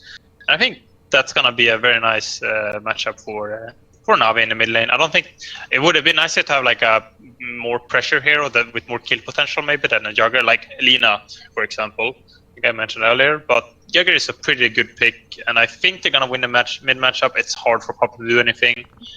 However, actually, I wonder if they're swapping already actually. So they're changing it because I was thinking they should go the Terrorblade aggro, but the players are not matched up. But they swapped right before we got into the loading screen. Oh, damn, man, I didn't see that one. I didn't see it load in either. Okay, well, we'll see. We'll see as we have to obviously go through the Team Tower Showdown. Can't miss that. But, yeah, it is, of course, up in the air as to what Secret want to do. Dendi on that Magnus still can go into really any lane they desire. So what do we have here? We have mid one picking up the... Wow, that is a sick bristleback skin. We have Keizu on the Shaker and MP on the Terrorblade. So, you know, Terrorblade, fairly standard. Earthshaker, fairly standard. Ultimately just going to be a mid lane for the bristleback that Navi will have, again, pretty okay matchups with, but they're really going to be a Magnus versus Bristle mid lane? I have never seen this before, but I can only assume that with the Ogre and the CM who are willing to rotate in, that Bristleback should be you know, having an okay lane with the Quill Spray and being able to get the CS that way, but not really going to be dominating it. Yeah, I mean, this is some really interesting laning. I think that there might still be swaps incoming, though. Like, I'm not sure if this lanes has been settled by teams yet. I want to see Kessu starting at. Okay, he has a Quelling Blade, kind of unique. This hero is not the most common, so I'm kind of interesting how he lanes it and like what he buys at the start. It seems like he has a Quelling Blade. I'm not sure if there's like a specific purpose for this. It seems a bit odd, but I'm gonna be looking a bit again to that, see what he's doing. How are the boundaries on Echo is contesting? I think he's gonna force a lift away. The battle begins. Well, I mean, it's get a lift away or get a bounty rune. Either one is good for him. He's gonna take a little bit of damage, but Ogre Magi, we all know, has infinite armor, so a couple of right clicks not really gonna bother him all that much. And it does seem like it's just going to be, at least from the Secret side, the lanes that we previously described. No offensive tri-lane here. And on the other end, Pycat gonna go towards South lane as the Juggernaut. Has a good matchup versus Earthshaker, but Shaker should be just fine in this lane. Like, really, really high experience levels on this Shaker. And over towards mid lane, we already see mid one. Dodging a skewer out from Dendi. That is definitely a threat when you're talking about a mid lane mag. But up towards top lane, we have a little bit of a mess brewing. MP gonna go into Super Demon form onto the Ogre Magi. 8 armor. Is that strong enough? It seems like no! Oh, they can't get him. 8 armor is good enough, it turns out. And Ogre Magi, level 1, is unkillable. Confirmed. Oh, Soneko, a math genius right there. For sure. That was calculated. I believe in Soneko right there. But that's pretty good. MP forced to use an early meta and not getting a kill, so that's gonna be a good lane later on for Navi when this meta ends, which is like 10 seconds. Mid lane, I think mid one is gonna do great here. Already then missing the skewer is kind of painful, you know. Doesn't have the shockwave point, so it's gonna be a bit hard for him, I think. They're kind of greeting Beaver's young lane, so I'm gonna see what he does later on. And bottom lane, it seems like Kessu is doing fine. I thought he was gonna struggle a little bit because he went the Quelling Blade and not a Stout, you know, so he can't trade. But it seems to be working out. Oh, MP body blocking for Puppy. General has another overwhelming odds in 5 seconds, but I don't think that's even going to be enough to get the kill. They'll throw an Ignite towards the Absol, but that clarity was running out anyway, so it doesn't really do all that much. Everyone from Secret top lane will be just fine. The Quelling Blade on the Shaker definitely is interesting, but if you're just going to go in this matchup, you do have to worry about the spin. That is definitely a threat for the Shaker's life, but just being able to have that extra damage. Oh, Puppy almost dying to the overwhelming odds, then almost dying to the neutrals, but we'll survive both of them. And we'll get the bounty rune in the end. Okay, nothing gonna happen up towards top lane. Is gonna let Shaker farm really, really well on this bottom lane. I mean, you were talking about getting experience on a Shaker and then kind of making these skill selections. He's gonna have free experience. He's gonna have almost complete free farm on this bottom lane. This is going to be like the ideal version of Earthshaker right here. Yeah, I wonder what he's gonna... Oh, he's doing some good stuff now. I want to see what he's doing here. He's definitely trying to do something. He's gonna lead the creeps towards some neutrals. Very stuck though. Is this the plan? I think he... Chop chop, and Yeah, did not work. the creeps used to like slide off the fissure there, but you know what? He's down a little bit of mana. Still, creep waves are coming into his tower since it's just Pycat's Jug by himself, and he can't control all the pulls and whatnot. So it's a little bit of mana wasted, but it's far from the end of the world. It does seem like we're having a pretty even early game exchange where the mid lane is almost completely a wash, and well, for right now, General maybe not getting as much as the off lane of Secret, but he will soon have that secret weapon in the CM. Still farming in the jungle right now, but hits that magic level 3 mark and is ready to, at least in theory, make some rotations, but you really do have to try to force out or bait out a Metamorphosis beforehand if you're going to go towards top lane, or try to soften up mid one before you help out Dendi, because Dendi's kind of under the gun here. Yeah, it's I think they're doing pretty well on Secret safe lane especially. I thought they were gonna do a bit harder, General not getting as much as I thought, and then they actually keeping up. I thought it was also gonna be a bit further behind, but what's getting me a bit worried is bottom lane. I feel like Kess is trying to do weird stuff. I guess he's afraid of Beaver. That's kind of why he's doing this stuff, I think, because he could definitely contest Pycat in lane, but the problem is if Beaver rotates once, he's dead. So that's why he's playing it this way. I'm pretty sure that's his reasoning at least. And there's a smoke gank from Navi to top lane, but General just tip it out after almost getting killed. So not sure if this is gonna result in anything. And level 3 CM, first nighttime phase. Just looking at the clock and nothing else, this is something that Secret are going to expect. And so far they've had zero interaction with that CM. Puppey now going to get hit with the Fire Blast and the Frostbite. It is layered a little bit, but it still will be enough to get them first blood. Drawn by Seneko and the Ogre Magi. So he is going to be pretty happy with that one. Puppey has been playing a little bit fast and loose. Keizu, I mean, we could see, is absorbing the spin from Pycat pretty well. And with the living armor, he is just fine on this bottom lane. And he is, as you said, jumping into action, knowing that there is a very, very small chance that CM jumps all the way from top lane, now straight to bottom. So it is definitely a cautious play made by Keizu, but it's not like it's going to hurt him all that much. He's facing up against Omni Slash, which is a very significant threat, but still, gold experience coming in pretty well for the Shaker of Team Secret.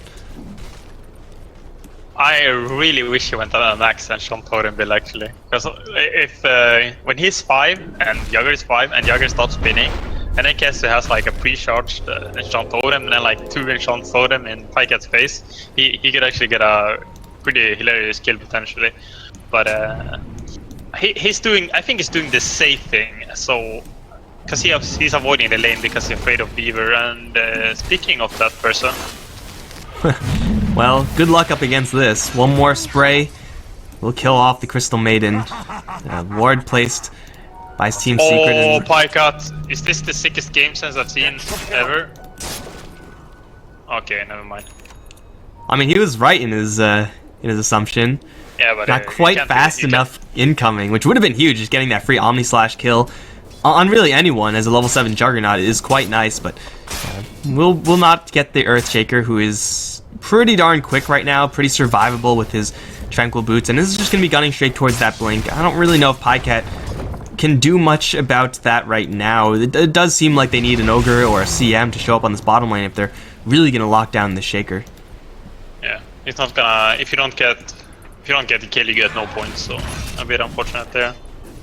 Keizu still interesting if we're gonna see some variation. I think a lot of points in Aftershock is generally better. He's getting a good timing for the Blink, so I feel like he can leave the 2 points in Fissure, but could backfire later. So this is the most interesting thing to watch in my opinion. It's like the most off thing. And then Bristle as well. But Bristle seems more clear cut. It's gonna be a tank. He's gonna do whatever Bristle does. And he might get a Solar Crest, he might get a Vanguard, might get a Lotus Orb, but all of those are kind of common, even though the hero is not the most meta hero. And on the Navi side, Legion Commander still having a little bit of rough engagement up towards the top lane. A little bit of a mid lane swap out now as Yapzor is going to try to leech his level 6. And Navi, they're going to lead the bottom lane devoid of heroes. Pycat might be jungling, figures KZoo, until he sees Pycat and Biver behind him. And this is exactly what he was scared of before. Spin is going to dodge the stun effect, but an Echo Slam is going to destroy the Crystal Maiden. And the Juggernaut's just going to leave. It's like, yo, peace. And KZoo is going to get a free kill. That is Aftershock value right there.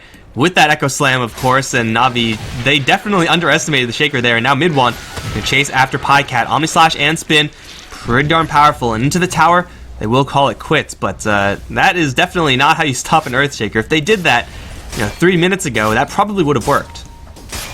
I'm pretty sure that was some kind of misclick or miscommunication, because he definitely should have frostbited KZoo instantly. Was he afraid of the TP out, maybe? But you can't just walk into a Shaker when he's under a grip way. You're gonna die if you have 500 HP at that point, so wasn't the greatest of decisions. Not the end of the world though. It's still a support, and mid one rotated, so it's not a huge kill.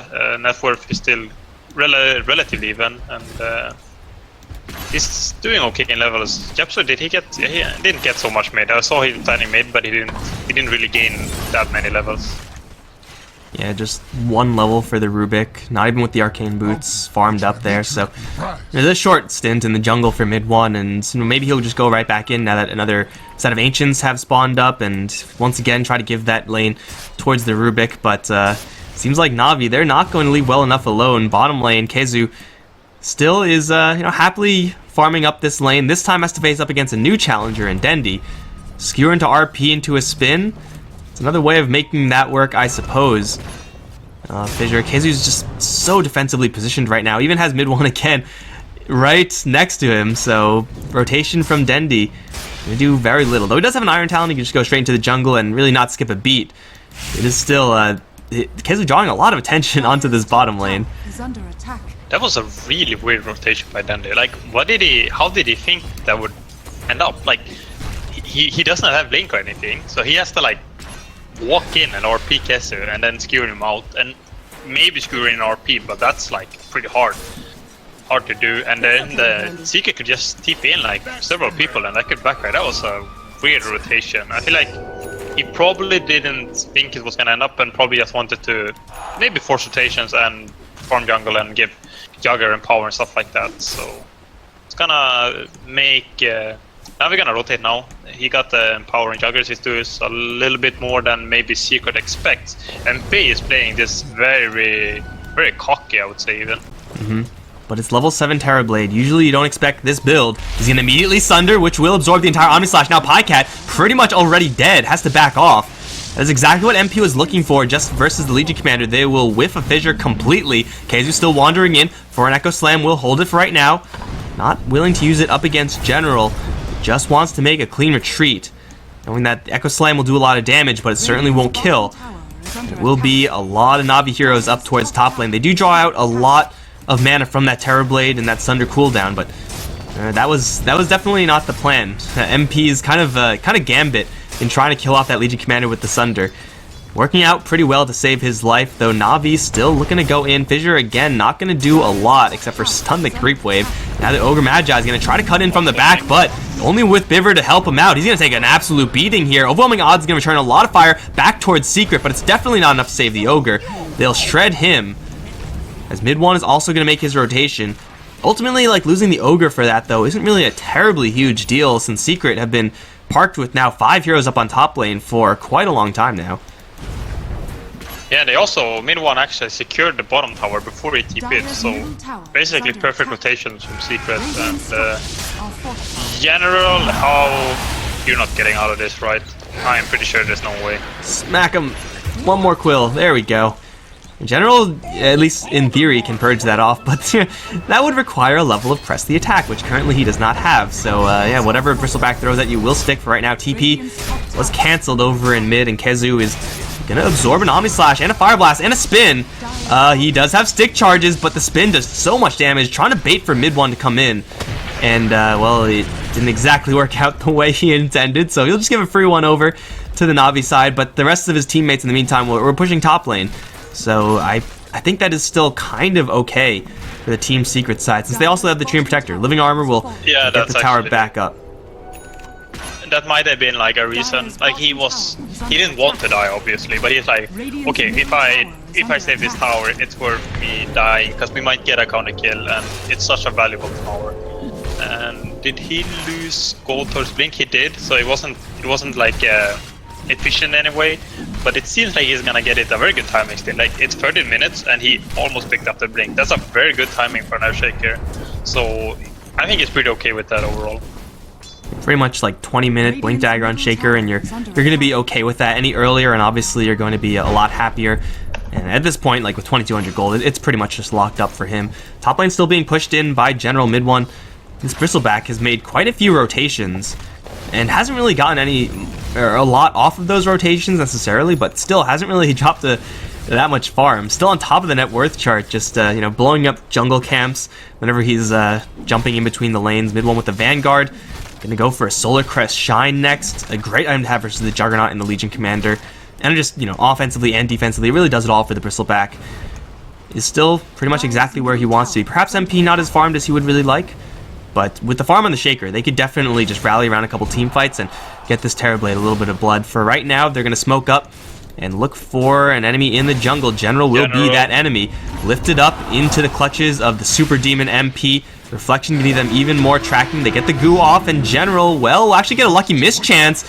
And that might actually save him. They need one more shot. That mischance up the high ground from MP just cost them that kill. That was clutch. Oh, Kessie got the blink. Oh, too bad. He couldn't commit there. I think it would have backfired. But then now he showed the blink, so Navi knows. I think they should have noticed it. It was... I definitely think they saw that, so they probably know about Kessie's blink, which is pretty... It's not bad, but like now you showed your kind of timing, so now they can respond properly, and you position properly then. You're not pushing lanes too greedily because you know that there's a blink shaker and stuff like that, so pretty unfortunate for Kessie there.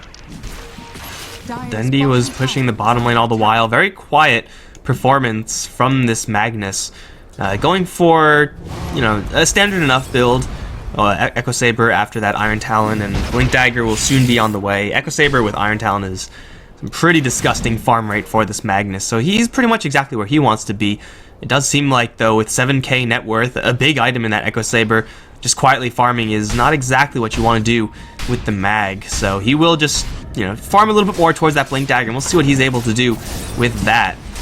But for Secrets, it does seem like with this farm on the Bristleback, given how seemingly unkillable he is, they can start rallying around him and maybe start looking for some fights, since they do have that Shaker with the Blink.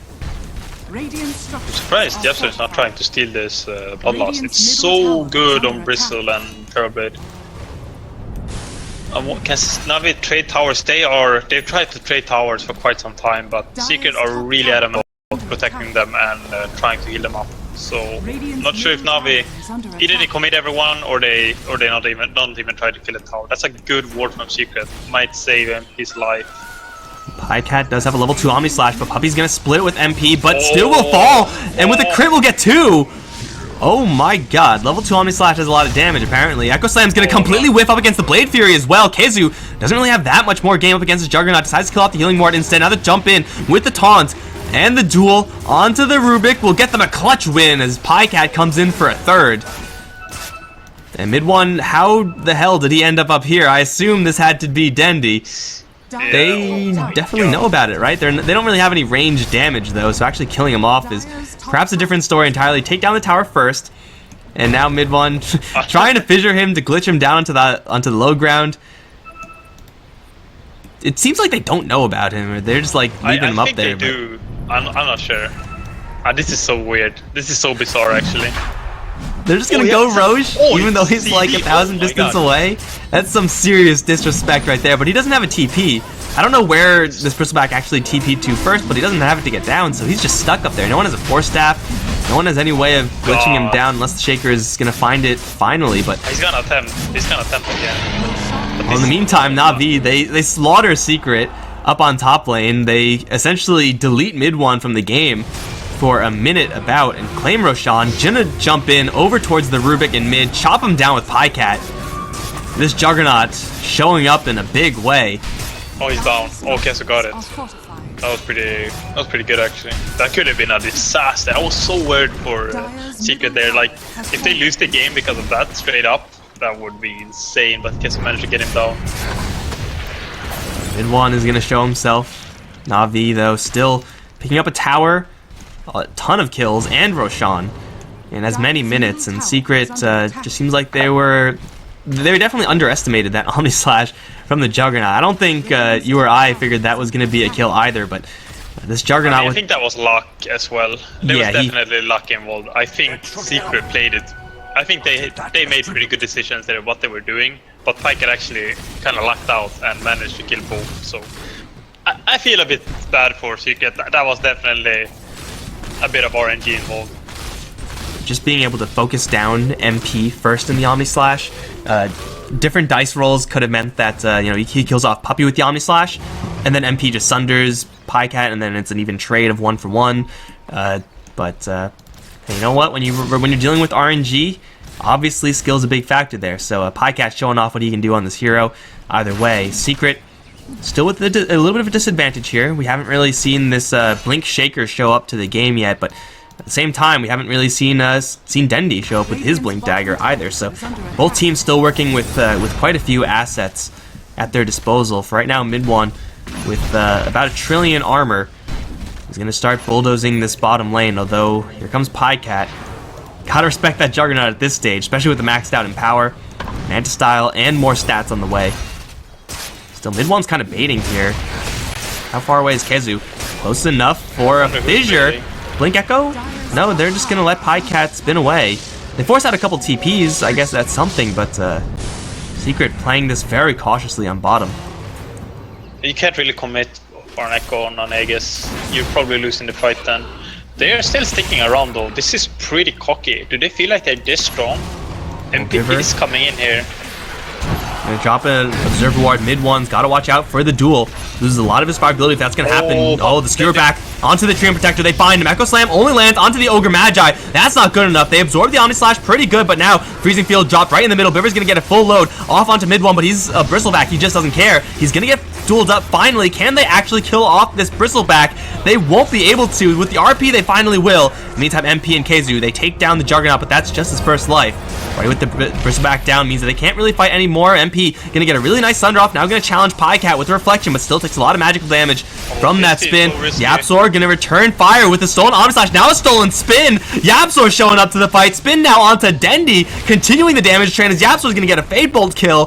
Kezu has another fissure soon. MP is still very healthy somehow in this fight, and they're looking for Seneko. They caught a glimpse of him. Jump forward, looking for the stuns. Fissure is going to stun and wall perfectly onto Seneko, and Secret, they turn it around because of all heroes. The Rubik decides that this is going to be the fight where he is going to show off what he can do. General's going to arrive, but he can't do anything by himself. Yapzor carrying Secret through that engagement.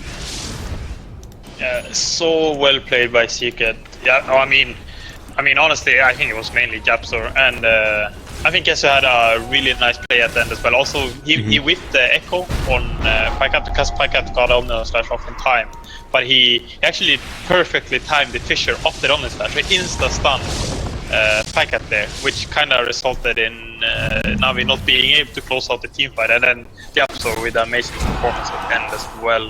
That would look like it was going to be disaster for Secret. I thought they were going to lose 4, if not 5 people, but managed to turning it around in a pretty amazing fashion. And Navi might be getting a bit worried. Not sure. Okay, so General got the Shadow Blade. Really wants the Silver Edge against the Bristle later on. Might be holding it for a bit because Vladimir is pretty good here as well. But I wonder if Navi wants to play a bit defensive now because they lost the fight when they had an Aegis. That's kind of similar to last game where they started losing fights and could only really manage when they had an Aegis. Oh, Yapzor tries to make a cute play onto Seneko, gets Omni Slash, and obviously can't steal that one. They're still gonna show up, try to drive a couple heroes away. Dendi with the Blink RP Skewer at the ready is going to find, unfortunately, only the Shaker, who does not have his ultimate, so they're gonna lose him. Not a huge loss there from Secret as far as continuing the fight, but they will not look to do so. Navi just gonna find a couple of free picks over in the mid lane and kind of, after all is said and done, make it a little bit more of an even exchange across the map. Really, really brave play there from the Rubik. He had a Blink Dagger. He's feeling really good after the last fight. And then gets Omni Slash in the face. Feels pretty bad, man. But it does seem like Navi, even though they did lose that fight, maybe it just requires a different angle for Dendi. That initiation on the Puppey was decent, but the RP follow-up was rather underwhelming. Puppey scouting on top. I think you will see the Lincoln Sphere, but that's about it. Yeah, he got a Lincoln on Pickat, which is... I'm really unsure about the show. I understand that he wants to be able to counter Thunder, but on the other hand, there's like Bristol can just goo him and then it removes, you know. So there's like, I'm not 100% sold on this. I understand the reasoning behind it, but I'm not sure if this was the choice, honestly. I think maybe you need to rely on Lotus Orb from your teammates. However, there's no good Lotus Orb carriers. Usually, maybe the offlaner gets Lotus Orb in these cases, but there's a Legion in your team, so he's not really suitable for that. So this could be great or could backfire a bit. I'm not really sure. So we're gonna keep an eye out on that. But I feel like Secret are struggling a little bit with one thing, which is I think it's a classic Bristle problem, where he's kind of kited and ignored and doesn't do enough, because he doesn't have a way to force people to focus him other than just run straight in, and then like it's pretty hard to be in the perfect position where you're close enough to your team but not too deeply committed. So you have to be in like some super sick sweet spot, and even then there's like Skewer and stuff, and then Duel is also great against that. So it's pretty hard, I think, for Bin1 to have the performance he needs to. Assault Cuirass will definitely help that in the future. Quick blink out from Yapzor will keep him safe from any dual shenanigans from Navi. Just getting a Hyperstone component from the Bristleback definitely will increase his threat by quite a bit, especially when you focus someone down with that shine effect of the Solar Crest. But for right now, just getting the Plate Mail is a super tank, but it's just not worth Navi's time. What is worth Navi's time is going towards mid lane. Pycat with the cleave, be destroying this tower in a hurry. Minor split push from Secret, but nothing really relevant in the grand scheme of things. A little bit of a momentum down towards bottom, and with the line drawn from Saniko, it seems like they are looking for a secondary tower here. Pycat's going to jump back. He can deal with this bottom lane, but now for Secret, I would not be surprised at all if they just started rallying the troops. They did get a glimpse of everyone moving up here for Navi. They know that Pycat just left, so now's the best time for Secret to start an engagement, and oh no, not the CM. Well, she's super dead. She did use her Midas though, and she has a Midas, there's also that, but it is going to be a free pick for Secret. That's pretty, I think that's a very good trade for Navi, honestly. They have the 3 core farm with power. They make Secret rotate 3 and 4 people to kill a CM. That's pretty valuable for Navi. They're definitely gonna get a better network exchange for that. Mid one is getting Daisy, like you mentioned earlier. I want to see what his next item is. I've seen some Ags Bristle, but it doesn't seem like the best game. I'm not sure. I'm assuming press attack removes the goo completely. That should be the interaction. I'm not certain though. So yeah, and then there's spin and stuff like that. So it doesn't seem like the best choice ever. So I'm probably not gonna see that. Kesu got a 4-step going Shadow Blade. No Aghanim's from him. And not too much interesting stuff going on. Puppey got the Midas earlier, Beaver got the Midas, and pretty standard item choices, except the Lincolns on Pycat, I'd say. So far hasn't done anything for him. Minor regeneration, whatnot, but yeah, it's whatever so far. Mostly because there's just been no fights. But the Assault Cuirass is done on the Bristleback. Now Omni slashing him, dueling him. You may get rid of that passive Bristleback skill, but you still won't be able to get through 30-something odd armor from the Bristleback with damage reduction, with evasion. It's definitely going to be tough. And with the Vanguard, if you're talking about increasing your threat, an Abyssal Blade is a very easy build-up for the Bristleback, very logical given how he's already started, but it does seem like he just needs to get some sort of fat damage item. And maybe that's not going to be what he really wants to do, leave that towards the Terrorblade, who's obviously going to go pure damage almost every single game. But 500 gold, Bristleback is working with quite a lot right now, and is going to see Roshan. Navi, I think they just scouted this as well, so both sides should know that Rosh is the next big thing. Yeah, so a lot comes down to this Roche now. I think this is might be the biggest fight in this entire game, and the vision advantage, it's pretty lackluster for both teams, I guess. Winkins save Juggernaut over in mid from a telekinesis. It's something. I mean, it's kind of nice in that, like, you can feel a bit safer, so there's definitely some merit for the item. He wants this butterfly so badly right now. They do not want to fight Secret, but Secret are forcing it right now. This could be a pretty good timing. Oh, the smoke is going to be blown mostly on General. They'll jump in towards Dendy instead, stealing power, and Dendy's going to be focused down. General is going to pick a fight with MP. Bad idea, dude. So Nico obviously showing up to help out, and now is going to regret his decision as well. MP feasts to get a double kill. The rest of Navi, Pycat, Biver, thinking about going for Roche with a double damage rune. Normally what you want to do, exactly, but now they have to sack it and give it over towards Secret. And that is a perfectly forced fight, and YapzOr got away with quite a nice spell to steal. You don't really need that much in the way of damage items when your Bristleback is empowered, when MP is empowered. With an Aegis, this is actually a pretty big opening here for Secret. Yeah, that was... Navi made a split-second call to fight that, then they blinking in to help out, and then also General could just run out with Shadowblade, but they made a split-second call to fight, and that cost them a lot this game. It's looking very bad now. MP got Aegis, he used meta at least, so there's something there, but this tower's going down very fast. They have RP when they spawn, so that's their timing. Pycat gonna spin, just trying to soften up MP.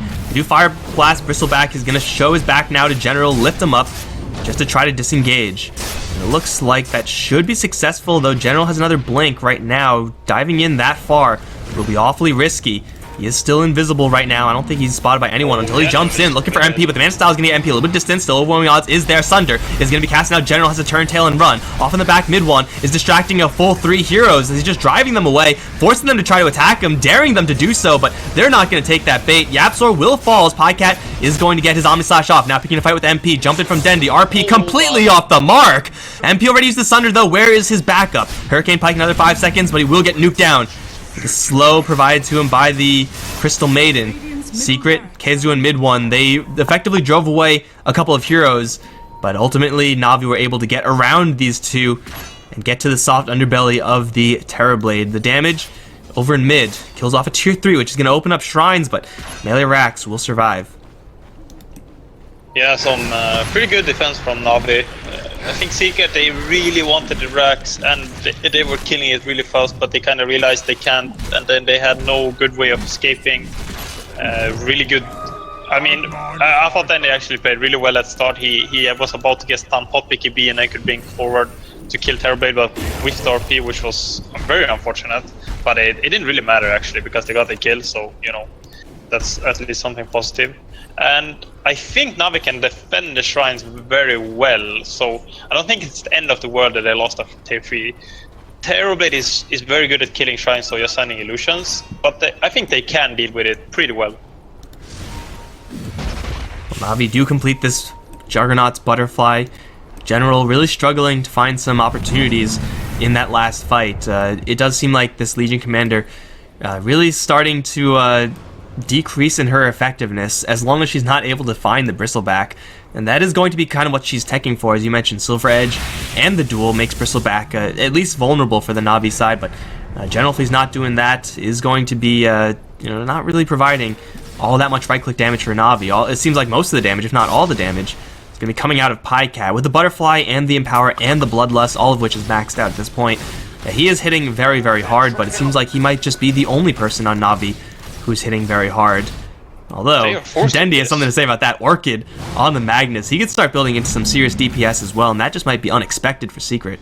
Dire's top tower. Oh, if Navi commits here, Secret are not in position to defend this right now. Dire's structure. But they are, it's too risky. Yeah, for sure. This is such a risky high ground attack, and they at least force everyone from Secret back, so they know that Secret are here and they can then split up and farm, which is a pretty common play nowadays that you play like that, and it's pretty good as well. Unfortunately, they did not get the tier 3, so they cannot kill shrines. And I'm not sure what team wanna force it right now. I feel like both teams are very scared of fighting. As well they should. The RP, the Omni Slash, these X Factors for Navi, definitely meeting the impact of a Treant Protector or Shaker. They'll find the Treant, speaking of, skewer him back, Orchid should pop him, and it will. And that's the damage that Magnus can do. Granted, it is just a support Treant Protector with no defensive items whatsoever. But the small amount of slows from the Skewer, from the Echo Saber, just the raw damage output with the Empower, he's hitting 200 a pop. That is no small amount from a Magnus, who usually is just a pure utility hero. This game is going to build into some pretty significant damage. Now, killing off Treant isn't really going to impact Secret all that much, but it is going to still force them to go back into the base, knowing that they can't really take a fight until they have everyone grouped up. So Navi have the run of the map, at least for right now. Yeah, I wonder how much thought Poppy took into that, because he knows that there's no Roche, so if he dies, there's no... Navi can't Roche, you know, and Navi can't really high ground, so I think he was kind of like, okay, I need to ward deep. So and if I die here, there's nothing they can gain. Like, they don't really gain anything except a kill on me. So if that is the line of thought, he's very smart, which he is for sure. So I would be very interested to know, like, if he fought that far, and can't really ask him though. But it's pretty interesting how it didn't matter at all, almost him dying. Just getting some golds. The potential benefit of scouting out a couple of heroes, potentially smoking up or seeing a new item or something like that, is still going to end up giving Navi a little bit of gold, and onto the Magnus no less, who is going to be building into some relevant DPS. But again, it just does seem like it's just a kill for kill's sake and not that much else. So a valuable scouting move perhaps by Team Secret. Navi now gonna group up around bottom lane. Secret just now pick up an Abyssal on Bristleback. Abyssal, yeah. Yeah, so that's pretty big item. It's a pretty big item to keep hidden as well. Just that surprise stun. Pycat is gonna see it. They'll run into each other, but there goes the Lincoln Sphere effect. Nasal Goo, pretty nice trash spell to throw in towards that Lincoln's. Puppy looking for Dendi, will root him down. There is a lot of help here though for the Magnus. Is just gonna hold his BKB. And Secret will kind of call Navi's bluff. I think both teams were so scared to like really commit. The Puppy kind of overgrowth to hoping that they can kind of commit, but there's no heroes that can. I don't think there's any hero on Secret that can commit on a hero like that to try and. There's not enough damage, you know, except MP, but MP can't just walk and start attacking a Magnus when he's that close to his team. And they smoked up behind Pycat here, so and Secret are defending. They're smoked up as well.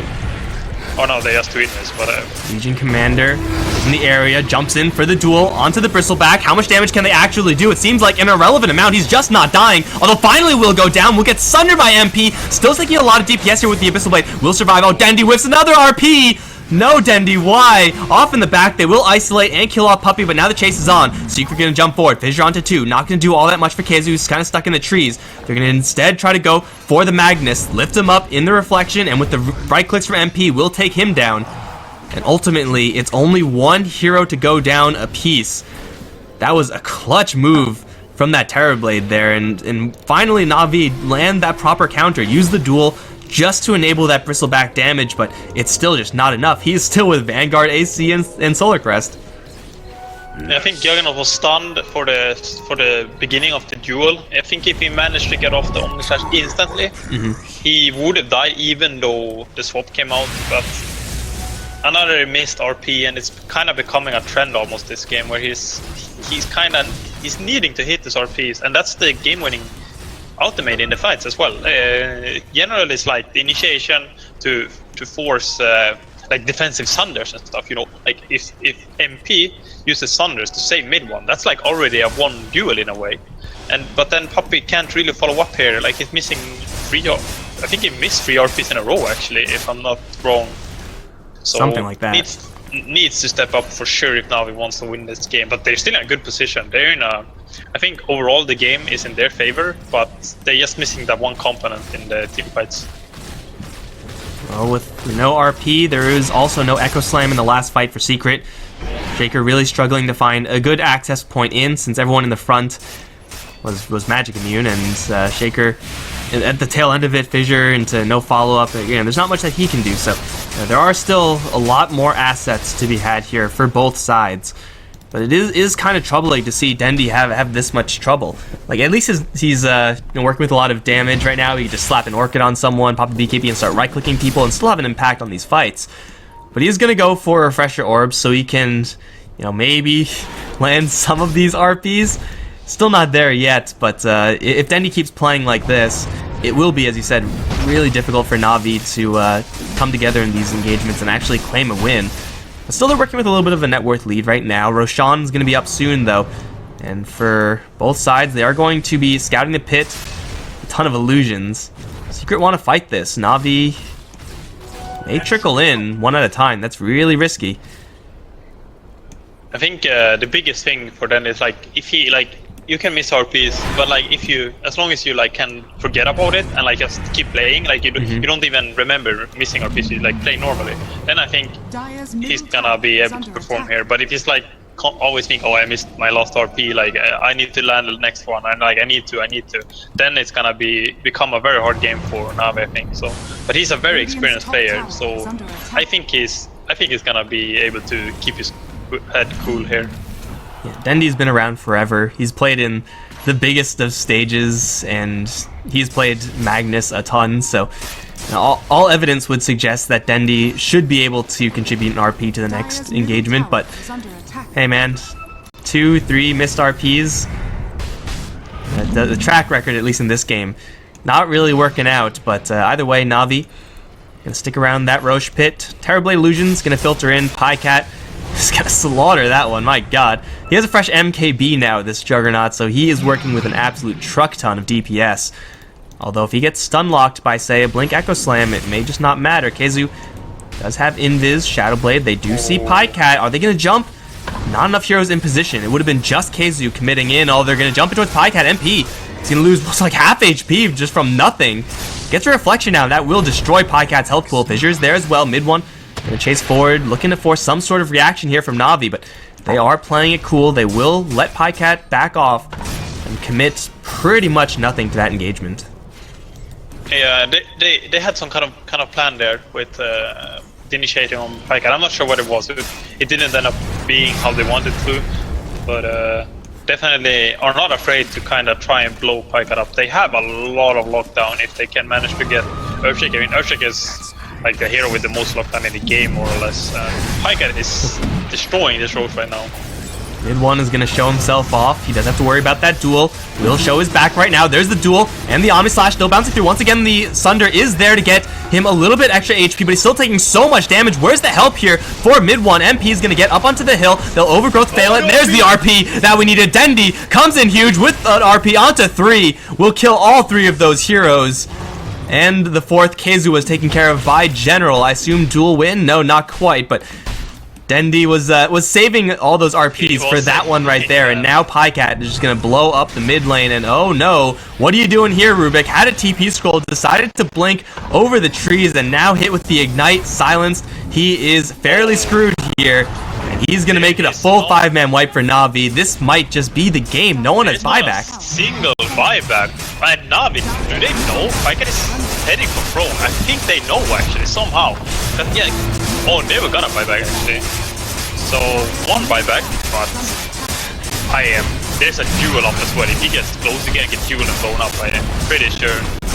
There's just too much damage here. Navi, Pycat is just way too farmed with the Empower, with the steroids, that even if mid one walks into it right now, no one cares. Just focus down the Ancient, and they're gonna claim a win. Wow. What a finish. That ended in 1 RP, and then game over.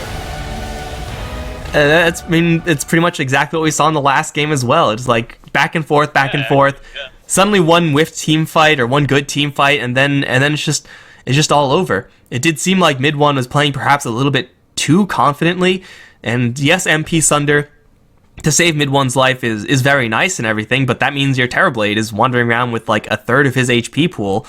Like, what the hell are you gonna do with that once the RP lands? Yeah, it becomes too hard when MP, he is being forced to use these defensive Sunders, and he has to. If he doesn't, they're gonna lose the fight. But already when you do that, you are put in a position where you can't really do the damage, and your team won't be able to do enough damage. And that last fight, even then, he used Omnislash, which bounced on like Roshan stuff. So that could have been, that was not the perfect target for Navi, but the RP, 3-man RP was all they needed. That was pretty impressive finish for Navi and ties up the series as well. We've had like nothing but 2-0s, but you know what? In a winner bracket finals between Secret and Navi, if it went 2-0, I'd be a little bit bummed, dudes. But we're gonna have a game 3. It's been about time. Jesus, where are my game 3s? That's gonna be happening in just a little bit, guys. Stick around for that one because it's probably, judging off of game 1 and 2, going to be amazing. I'm Mike Loris. I've been joined by Kefka. Don't go anywhere, guys. Navi and Secret are gonna finish things in just a bit.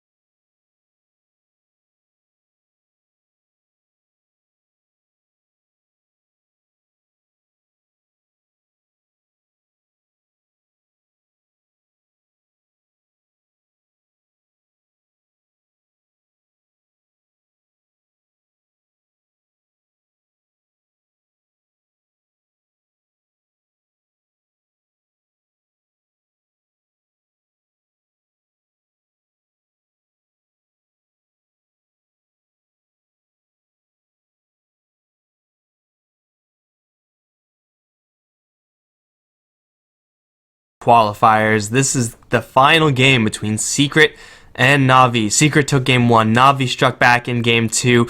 So far, incredibly even games. And here's hoping for a hat trick in that regard. I'm Mike Loris, going to be joined by Kefka for this third and final game. Looks like we're going to have a familiar opening here, at least from Team Secret. But I don't know if it's possible to top game 1 and 2. They were both pretty darn close. Yeah, we had some great game 1 and 2. It's kind of interesting in similarity, especially how they ended. It kind of was like, it was looking very even, and suddenly they just got thrown almost. So a bit similar in the opening here, though. Treant opening. I don't really like this opening because I feel like Poppy played Treant last game. I hope to God I'm not wrong in that. No, I'm not. And then it's like I want to see like Yapsor Tusk, potentially Tusk, and potentially, I guess Earthbreed is not his primary hero, but like having his either being it being a Tusk or a bit open for later on.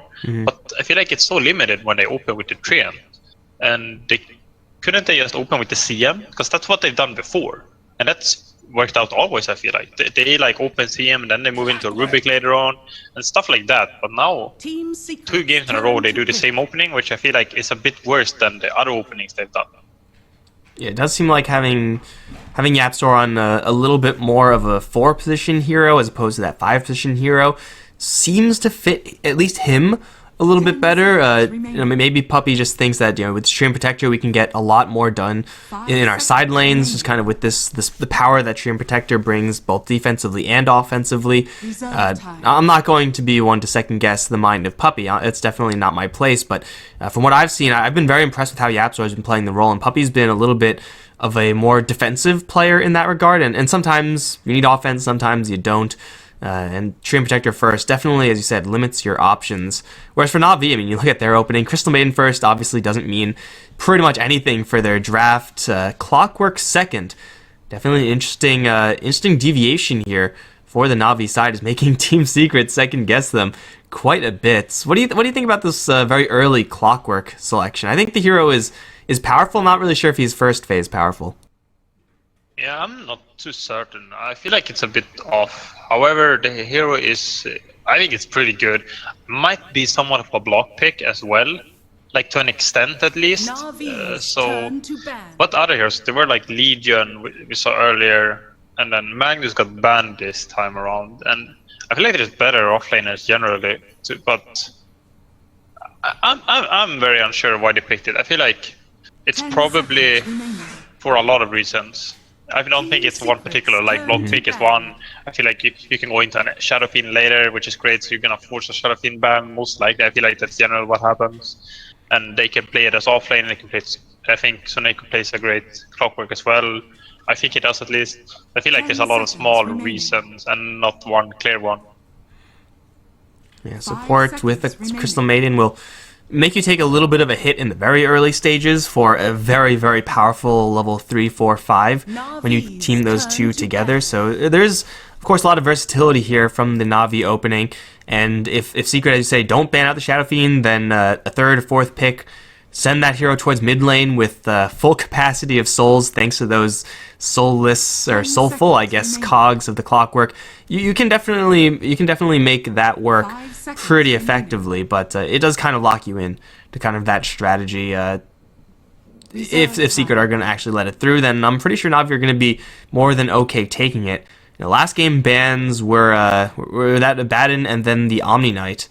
And with Team Secret's opening, I mean, I don't see any reason why Navi shouldn't behave in the exact same way. The Omni Knight is absolutely incredible versus Clockwork and Crystal Maiden. Yeah, I'm wondering why it's taking so long time, because they've been pretty decisive in their bans the last game. And so I'm a bit surprised.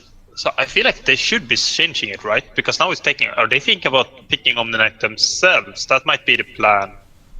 I'm kind of assuming that's actually what they're going for here.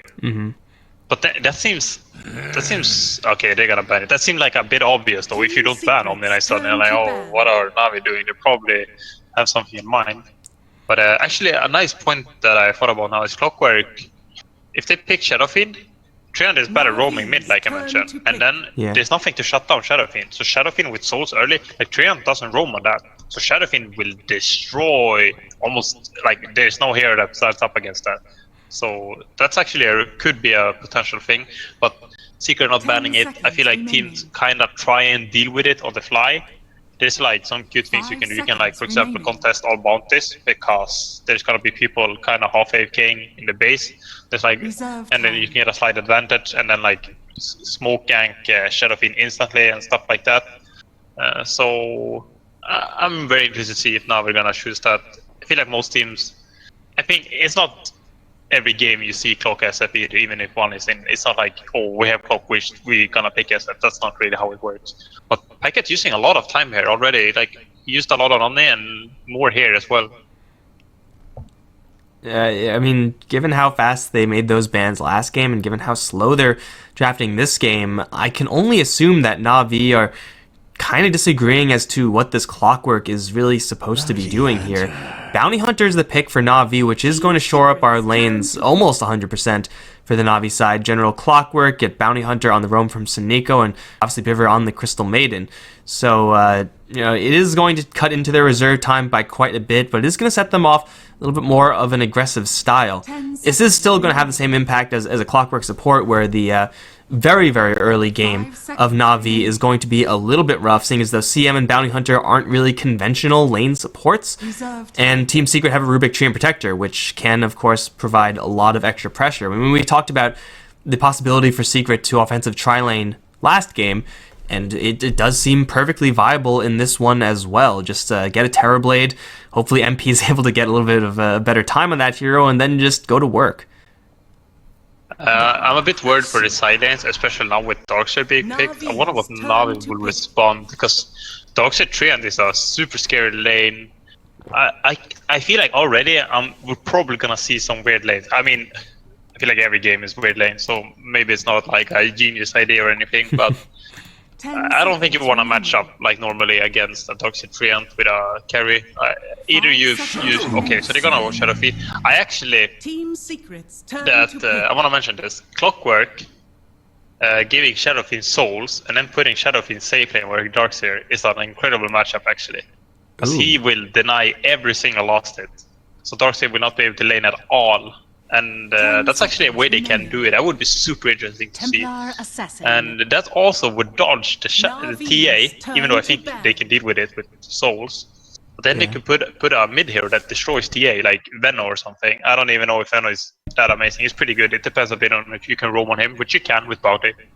So I wonder if this might have been like, because they took a lot of time on the Omni and the Bounty, so they might have been planning this for some time actually, which is why they used a lot of time earlier. So I really want to see something interesting like that, because Pycat also used to play mid a lot, and I'm pretty sure he's confident on Shadowfiend. Yes, I can personally confirm that Pycat Shadowfiend is definitely a thing. I would say only downside of putting the Shadowfiend into that scenario is that you put him in a little bit more risk versus the Tree and Protector. Like you mentioned, mid lane is pretty tree proof, but in the safe lane for the Radiant, very easy for a Tree and Protector to get in there versus the SF. That's the only real risk, though. I mean, the matchup, as you said, versus Darkseer, very early on you get those denies off, and then at a certain point you'll have the raises. So Darkseer Ion Shell is really awkward to use when he doesn't have any creeps ever. And that would require Navi to go like kind of deep. And I wouldn't really put it past them, given how the first game draft and laning phase actually went. I actually have no idea what to expect from Secret, since every single time we think we know what they're doing, they throw us a curveball. But I'm assuming it's going to be a mid lane Templar Assassin, and they're still looking for MP's hero. But again, what the hell do we know? We're getting it wrong every single time. Yeah, I wonder. I think they need one more hero to combo with Darkseer. I don't think Treant is enough. Like, you don't want to have like an ultimate hero that usually has trouble getting in there, especially against hero like Bounty. So he kind of needs Blink to make that reliable. But you only have a carry hero to choose, so there's not a lot of options. Sven is like the greatest, generally speaking, but that's gonna be really bad in lane, I think, as well as it not being meta. So I'm assuming it's not a Sven, and I feel like they can't really get a hero that combos well, so that's a bit of a minor issue. unless they do something really weird. Maybe Timber would be decent. I actually like Timber a lot for Secret. I think they played it safe in 10 at least seconds once. remaining. Oh, this hero comes out actually. Navi's turn. Yeah, to not pick. exactly a hero that combos great with the team fight component of the Darkseer, since, I mean, Vacuum Wall into Wraith King, Wraith Fire Blast, it's whatever. But the advantage here is that Darkseer kind of smooths over that weakness in the Wraith King's gameplay style, as does the Templar Assassin and her traps to some extent, where the Wraith King will typically struggle to actually find a target, stick on them, and kill them. But between Surge, the extra damage from the Ion Shell, extra slows from the traps, then Wraith King is actually a pretty nice hero to have as far as chasing down heroes like Crystal Maiden, obviously. Shadow Fiend, very killable. Navi just going to jam pick that Terrorblade, who should have a couple of good matchups here for teams against Team Secret. But I think this Wraith King pick is actually quite nice. It opens up the Darkseer to a lot of kind of mid-game options as to who he's going to focus his Ion Shell with. Oh, I was hoping for a Venomancer so much there. It destroys Wraith King. Like, he can't move. He's like so... He has no mobility. He relies on Blink and then like having some wards out and then a gate, and he is destroyed. But they're gonna go with the Terrorblade, so all my Fear Crafting was for naught, it looks like, unless they change lanes, which they shouldn't at all, I think. So I'm pretty disappointed in Navi. I'm gonna flame Paycat a bit. That was 10 seconds that was not the remaining. perfect draft. That was maybe the second most perfect draft, but it was definitely not the perfect draft. Well, hey, they have two long-range, just pure damage dealers in the Shadow Fiend and the Terrorblade. Structures will fall very quickly, and for Secret, they don't really have the most in the way of defending. Their counter push, AoE at least, is a Fade Bolt, and that is not spectacular whatsoever. So if Navi ever get into a position where they're able to hit buildings, then it will be really difficult for Secret to start that engagement off on the right foot. And here we go, we're having some shenanigans. I've never seen a team do this properly from the get-go. Like, the first time has every single time failed. You can get 3 cogs, I think, maximum, and everyone screws it up. This is the second part. Yeah. But he has 4 now. They've done it twice, right? I think it was 1 and then 3. The first one barely got anything, but hey, now they got it. Yeah. Okay. I was like, did he invent a way to get 4? I think you can get 4, maybe, if you do some like really weird stuff. Like maybe you have like a buff, like you have an ogre who goes bloodlust, and you buy a Glove of Haste or something. Like something like ridiculous like that, and it might work. So they messed up a little bit from 1, but he's getting up there. As long as you don't mess up like 2 times, you're pretty good. Like having like 14, 15, or 16 is like pretty more or less the same thing. They're going for more. Dendi, he's getting him done. There's 13 now. He's pretty much at a point where they can stop doing it. It's not really going to impact General all that much, only 50 mana per cog, so Dendi is working with a hell of a lot of damage right now.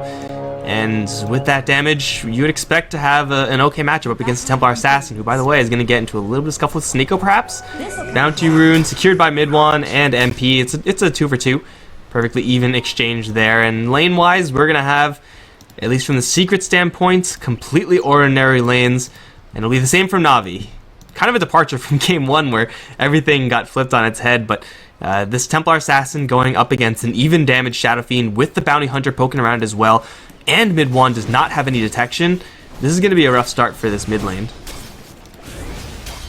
Yeah, I think Secret's laning phase is gonna be a bit harder than it's been before. Depends a lot on bottom lane. I think it seems like he's gonna have a good time actually already. It seems like they can't really force him out. Went with a nice starting items. He started with General though. 3 heroes just beating down on him. That's even without that Leech Seed slow, just Puppy and Yapzor taking their time, softening up the Tin Man. MP decides to join in with the Wraith Fire Blast, and I mean, as tanky as the Clockwork is, just raw health-wise, got some Poor Man Shield, doesn't actually have a ton of armor. So, ooh, very early TP out from Keizu on the bottom lane, but oh no, General, take 2. Cogs are still available to him, but if he puts up Cogs, it'll just trap him in with Puppy and MP. One more shot from Yapzor, and General dies twice. He did TP up to this top lane, right? So now he's got to walk. Yeah, he has to. And he is not even heading up there, or is he? He doesn't want to go there though, but this is a rough start, and Kesu doing very well on his bottom lane as well. With the he was good and started with 2 sleepers of agility, and then bought Porma Shield, so he was much more tankier than Navi expected, and they didn't really have a chance of killing him. And then just doing, I think this is pretty common, like TPing to the shrine as Darkseer like instantly, because the mana is not the nicest anymore in the early levels. So might have some trouble here though. He's so tanky actually. They can't actually touch him. CM does like 0 damage per right click up against a Darkseer with 7 armor and 4-man shield. Like, is she actually doing any damage? I can't tell. I'm not sure if she's hitting Kesu or if she's hitting a creep.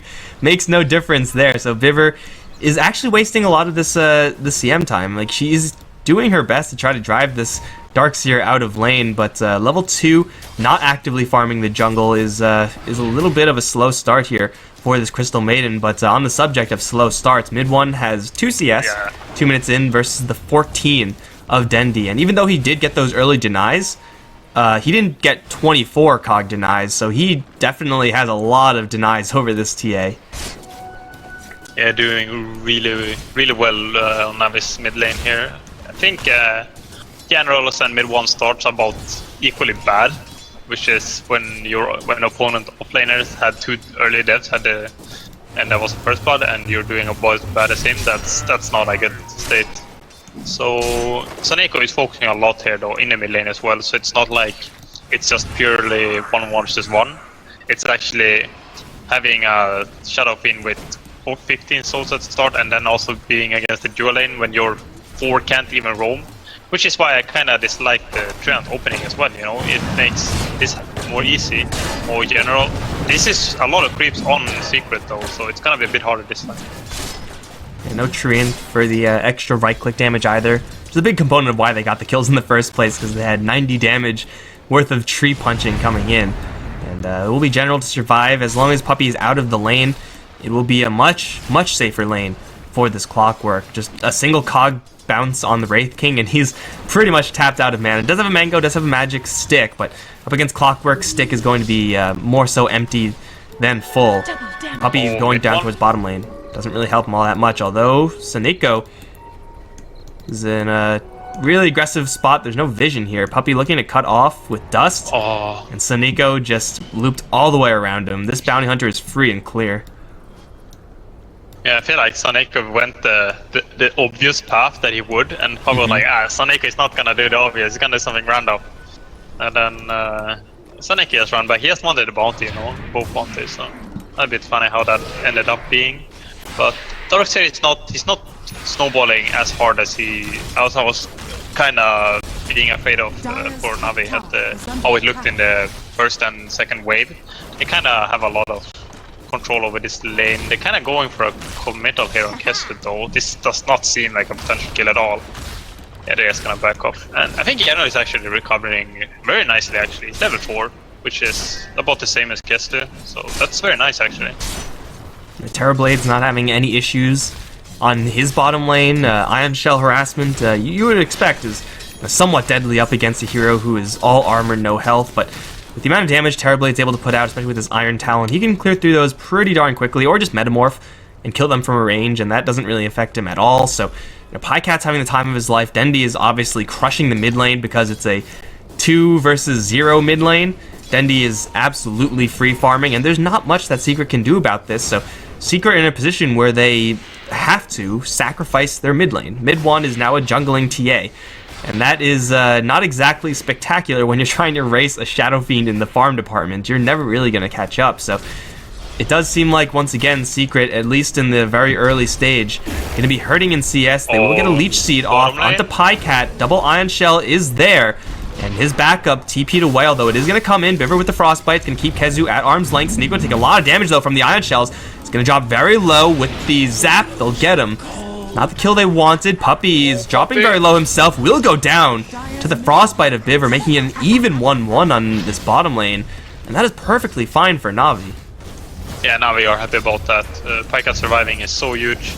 And then also, Secret kind of, they TPing Yapsu down and stuff, so they're committing about the same. And That's very nice for Spikecat for sure, especially. He went Iron Talon, yeah, he gets against the Dark Side, that's kind of common. I was a bit... it's a bit off. Sometimes you see it when they start jungling early, but a lot of times people see people skip it. They're sticking down here on Secret though, kind of showing. Kind of weird. Not sure if this was intentional. I think he thought he could sneak past. Well, the Rubik was seen, is going to slip into the jungle. Obviously, you always know that in the back of your mind, there could be a treant here as well. So they're going to abandon ship, at least right now with PyCat. With that Iron Talon, as you said, you could very, very quickly jungle with the illusions, with the amount of damage you have with that Talon. And Biver's not going to get a whole lot done on this bottom lane, but this is also YapzOr and Puppey not doing anything either. They're just kind of sitting in the trees and doing nothing. And in the meantime, Sneeko is over in the mid lane because Dendi shuffled out, going towards the jungle as you know, a pretty standard move nowadays. Just mid laner out or safe laner out, support in. Biver's going to get caught on bottom lane. It's a poor CM. And she will not have anything to say about this. One more right click at range. YapzOr on a killing spree. But losing a CM in exchange for like level 6 Bounty Hunter, not losing any farm rate on Terrorblade or Shadow Fiend, it's still a perfectly fine game state for Navi since they've essentially deleted this TA from this game. Yeah, I think one of their main issues right now is that Dendi is kind of being greedy, you know. He won his lane, but he's not managing to pressure anything with it, you know. Oh, Kesu bottom lane, I think he's gonna get killed. That's a great play by Dendi and Beaver there. Dendi hiding in the fog, so get as close as possible so he could get the double raise pretty easily. So very nice, but he's not been able to pressure the mid tower, which you would normally do when you're Shadow Fiend, because he doesn't want to commit, because then Puppey's just gonna living armor it up. So he doesn't really want to make that play, and then he's trying to greed a lot, but it's kind of allowing mid one to make somewhat of a comeback. But I guess that's the trade you kind of have to make. But that's beneficial for Secret. That's an advantage of the dropped. Then he's gonna leave the bottom lane right now. PyCat's made an awkward rotation into the enemy jungle. Just trying to be a little bit cute there, expecting perhaps a TA to have created some stacks perhaps, and this is gonna do just that. Jack the creeps. PyCat's still remaining competitive in the farm department. Dendi back in mid. General is level 7 at this stage with maxed out battery assault, so is ready with the full kill power of this clockwork. And Sneeko, he's been very, very patient in the middle lane for about a minute now, is finally going to get rewarded with a courier snipe. Got him. That's a bottle down as well, as if things weren't bad enough over in mid. MP though TP'd in towards Dendi, has a double damage. No, it looked like he had a double damage. Did it just time out? Maybe. Either way, Frost Nova gonna slow him down. Has another Wraith Fire Blast. Traps coming in from the TA as well, but Biver's here, trying to get with the Frostbite. Double raises onto MP. Shrine's gonna activate, and Wraith King has a double life anyway. They'll zap down Dendi, now lift up the Crystal Maiden and take her down as well. Sneeko is going to arrive, should not be here. Luckily for him, there's no more detection in the area. Puppey fell back a little bit earlier, so it is going to be Secret who kind of gets some free picks as Navi try to push their advantage too much. Yeah, also a bit too deep. They really wanted to commit for this tower like I talked about. Either they ignore it totally or they commit like everyone, or more or less. They held that push, they committed their Terrorblade and the Shadow Fiend. Used meta for it as well. He kind of used meta to farm, but then decided I'll just try and kill mid and take the tower, but backfired pretty hard, and I think mid one got even further back into the game because that's kind of what Dendi was afraid of before, why he didn't want to push. But then PyCat kind of decided that maybe this is the better play, but it definitely backfired a bit. And are they going to push? They want this tower so badly. Mid one is here, the only one here, not much mana. It is split push from Secret over towards bottom. YapzOr, the Iron Shell on him, is going to lift up Terrorblade. Fadebolt is there. Is he really going to do this versus PyCat? Is going to get juked a little bit. Armor from PyCat, not going to be enough. YapzOr with Ion Shell, 5-0 and 2 Rubik. He's level freaking 7. And he is going to end up killing the enemy Terrorblade. They will lose their tower. Navi finally will get this down. But at what cost? Actually, they were able to pick off the TA, so maybe it's not quite as bad for Navi, but losing your Terrorblade like in that fashion, it's kind of embarrassing for Navi, and it's definitely not something they can afford, even if they do take the tower. I think it was more embarrassing maybe than it was like painful in terms of the game state. PyCat kind of, I don't think it matters much in the long term. I guess YapzOr getting a pretty huge boost in gold is maybe the bigger thing, if anything. So that might be the worst part of it, honestly. I don't think Packet minds too much about the trades and stuff, because they got mid one again. They got the mid tower. That's a big tower to get against Treants. You can, if you can trade, it's actually a pretty good decision a lot of the time. And Packet is he's not sitting on Sunder. I'm always scared when people use their skill points instead of holding one for Sunder. So, but might have cost him earlier, you know. Radiant's bottom tower. The mid lane tower drop does make it easier for Navi to also mess with the TA in her jungling. Just easier access to that ancient camp, and of course all the non-ancient camps as well. Smoke up from both sides. Got some spooky Terrorblade illusions to spot things out, but Puppey blows a smoke, will back off, still invis. And Navi know pretty much exactly what's going on right now. There's got to be a Treant here, but not able to get a beat on him. This is time where this Darkseer is still pushing on this bottom lane. Is very far back. Something weird happened with the creeps here, but either way, Mechanism, once that's up for Secret, can actually look to group up and maybe get this Templar Assassin back into onto the top of the game with a one team fight or two. The Wraith King's still not doing too bad himself. MP did end up getting quite a bit of blood. Now has Blade Mail with Blink on the way.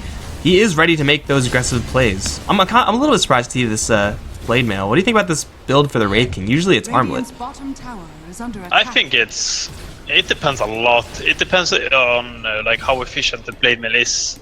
I mean, generally you see Armlet into Blade Mail, but against Shadow Fiend, the Blade Mail is amazing, and Radiant's middle tower I guess is it's under kind of attack. good against some others. Not as maybe Terrorblade is kind of good because he does a lot of damage, but he has good armor as well, so he doesn't take an insane amount. And then kind of hinders the freezing field, so Crystal Maiden can't just casually freezing field because he's actually gonna die to it himself. But generally I like Armlet more, but then it delays the blink a bit because I think you need the Blade Mail before the blink, so it's a little fail. So, oh, Puppey, this is some weird stuff going on. Oh, just baiting perhaps. MP Yapzor right around the corner, down to half HP immediately on the SF, but the reinforcements coming in. It's Clockwork right on top of MP. With the battery assault, it's going to be slowly taking him down, but MP's still going after Dendi. Is going to get the kill. And will pop right back up. He has to go into the back as Saneko is driving away Yapzor and Puppey both. Now MP caught in a cage against Pycat. Mid one's going to make his arrival, which usually is going to mark a really nice win for Secret, but he doesn't actually have that much damage, so mid one is just going to try to drive away General, get a cheesy kill perhaps. One more shot, not going to reach it, but Yapzor, still surged up, is going to lift up Pycat. Lots of burst damage to Fade Bolts, is going to get the kill on Pycat. And now Secret are going to call it quits. That is exactly how you want to use Wraith King. Suicide dive him into the enemies and just keep on pushing forward. That is a clean win for the Secret side. Is under attack. Yeah, very well played by Secret. I'm not sure if maybe General could have saved his mid player, but then he might have died himself and he wasn't even sure, so I think he had to make a hard decision and kind of sack Terrorblade, or Shadowfiend rather, but in the end Secret kind of overpowered them. Wraith King was very tanky. I think the Blade Mail paid off there. It makes Shadowfiend not be able to go Requiem, because he saw that. He definitely saw that there was a Blade Mail, and that's why he didn't start channeling Requiem after the stun. So that's actually had a lot of impact in that fight. If a Requiem had been out there to stop the backlines from following up and also killing Wraith King so they could set up, then that could have been a one fight for Navi instead. Mid one able to kind of get involved in that engagement, but most importantly just not get picked off. Now has a Blink Dagger, still is not with a ton of damage, but is still able to join the fights, close the distance on who matters, which may be Saneko right now. Just threw out a track. Where's the true sight? They'll destroy some trees, they'll dust up, but again Saneko pretty far away. Mid one gonna jump in looking for Pycat, but 19 armor is kind of tough to break through. They show off the Blink Dagger mid one, they don't get anything. It'll be a clean retreat for Navi. No one is split pushing. Everyone wants this fight, especially General pushing forward. Track up onto Puppey. He'll get lifted up. The Clockwork in a little bit of trouble. Is not that durable, especially when everyone surrounds him and blows up the Tin Man. Now looking for a little bit more Biver. He's going to get the Frostbite out onto mid one. try to Wraithfire Blast Seneko, but this time the dust lands. So they will be able to root him down. And Keizu, he's going to look forward for another one. Vacuum's going to miss. Seneko is going to get into the trees. Oh no, Templar Assassin mid one is now stuck against Freezing Field. MP is going to try to help out, but actually ends up stunning the Shadow Fiend instead. So mid one's going to take the full channel. That is not where you want to blink, my friend. Navi now pushing forward. Maybe going in a little bit too deep. Yapzor stole Invis, although Navi are going to find him regardless. Tear him a new one. And I guess they spot Puppey as well off in the trees. MP for sure is spotted. Hook shot from Clockwork. Oh, slightly off the mark. Oh, it was a really nice slight juke from MP, just moving slightly to the north instead of straight back to his base. Either way, now Dendi and Pycat, the damage bros, can team up and tear down another tower. Yeah, I had a ward actually to see General moving up to throw the hook shot. That's why he managed to dodge it. That would have been really bad if he died there as well. So, I get mid one blinking too deep, also getting stuck in trees was not the greatest of decisions. Oh, can they catch up? I think General is going way too deep here.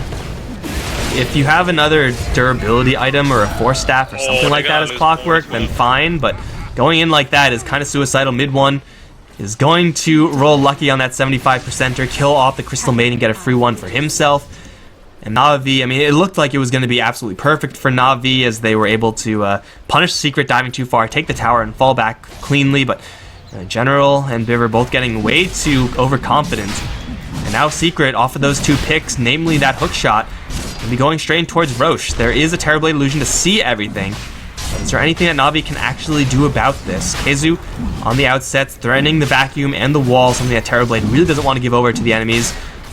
They're not going too fast. Now that Hookshot is back up online, as is the Freezing Field.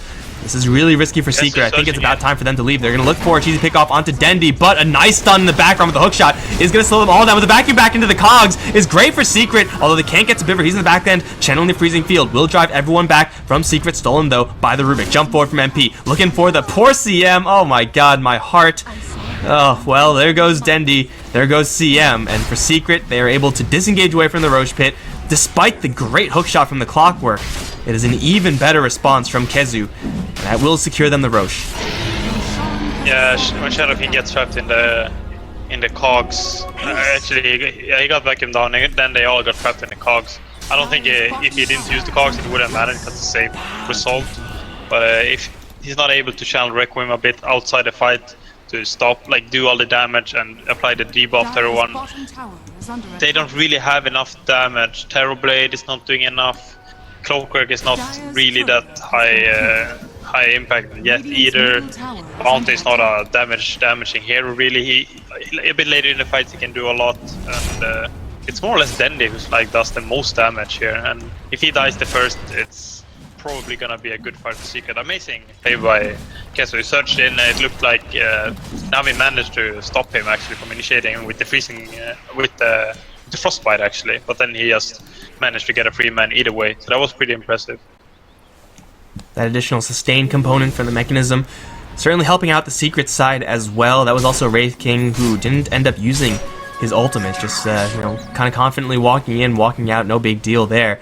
The Secrets are going to claim quite a nice win if they're able to pin down either Dendi or Pycat, ideally both, but that's probably not going to happen. Then it's going to be really, really tough for Navi to continue those engagements.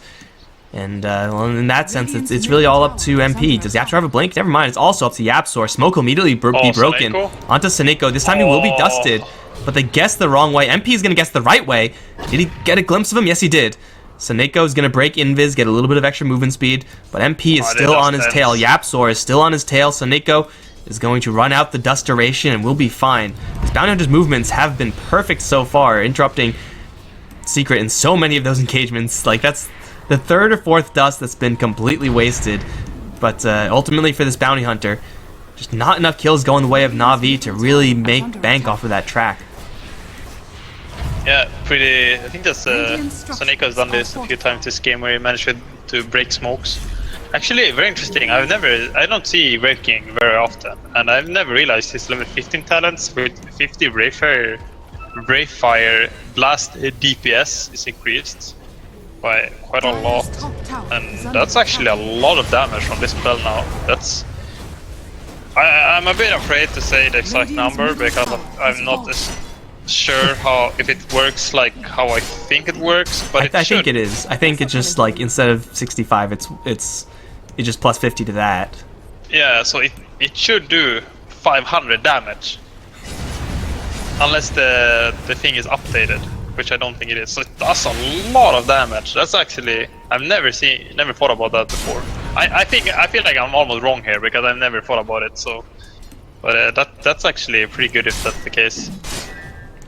As far as raw power is concerned, increasing a skill which by a flat amount, that's definitely what you want. And well, we'll see what Wraith King can do with that 105 DPS. Radiant's top He's tower going to converge with his team over towards bottom lane, mid one. Also, farming it up, has actually recovered in a big way.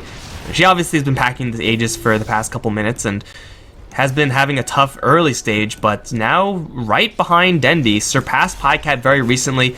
Blink Deso pretty much up on this Templar Assassin unless Saniko gets another cheesy pickoff. Saniko going to show himself off. Pretty bold. Luckily for him, there is no Treant, no Blink Rubik in the area, so he's once again going to walk away unpunished. But TA now is pretty much exactly where she should be. This is an ordinary game from here on out for mid one. Yeah, he recovered very nicely, and not top of the network yet, or general getting gone on, but managing 4-step out. He got the minus earlier, and is definitely gonna scale well because of that, which is very good for him. Then did he pick up the blink now, or did he have it earlier? I think it was the latest purchase. Yeah, I think so. I think he got Yasha and then the blink. That's his Dragonite before that. And they're gonna commit meta to push here. They want to trade properly against a Treant, even if they have to commit meta. And the tower is definitely gonna go down here. Radiant's bottom tower. Yapzor and Kezu looking for a response over in mid. On bottom lane. They will go for bottom, mid one, and Saniko. Man, this bounty hunter is just such an annoyance for Secret. They will still also run into General, trap him up, but a 4-staff slides him to safety once again. Jump in from mid one, looking for Saniko. Not quite. Oh, he spills off the deny! What a freaking baller, this mid one.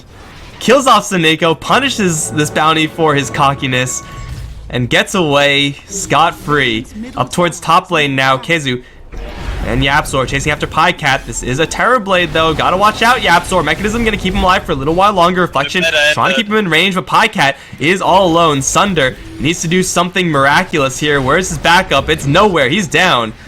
Don't even need that plus 40 damage on the Wraith King. Where is he? He's farming in the meantime. Navi getting a little bit careless with some of their heroes. That was some 9.5k MMR Dota from mid one. I think he lost a bit, but that's about where it is. Only 9k.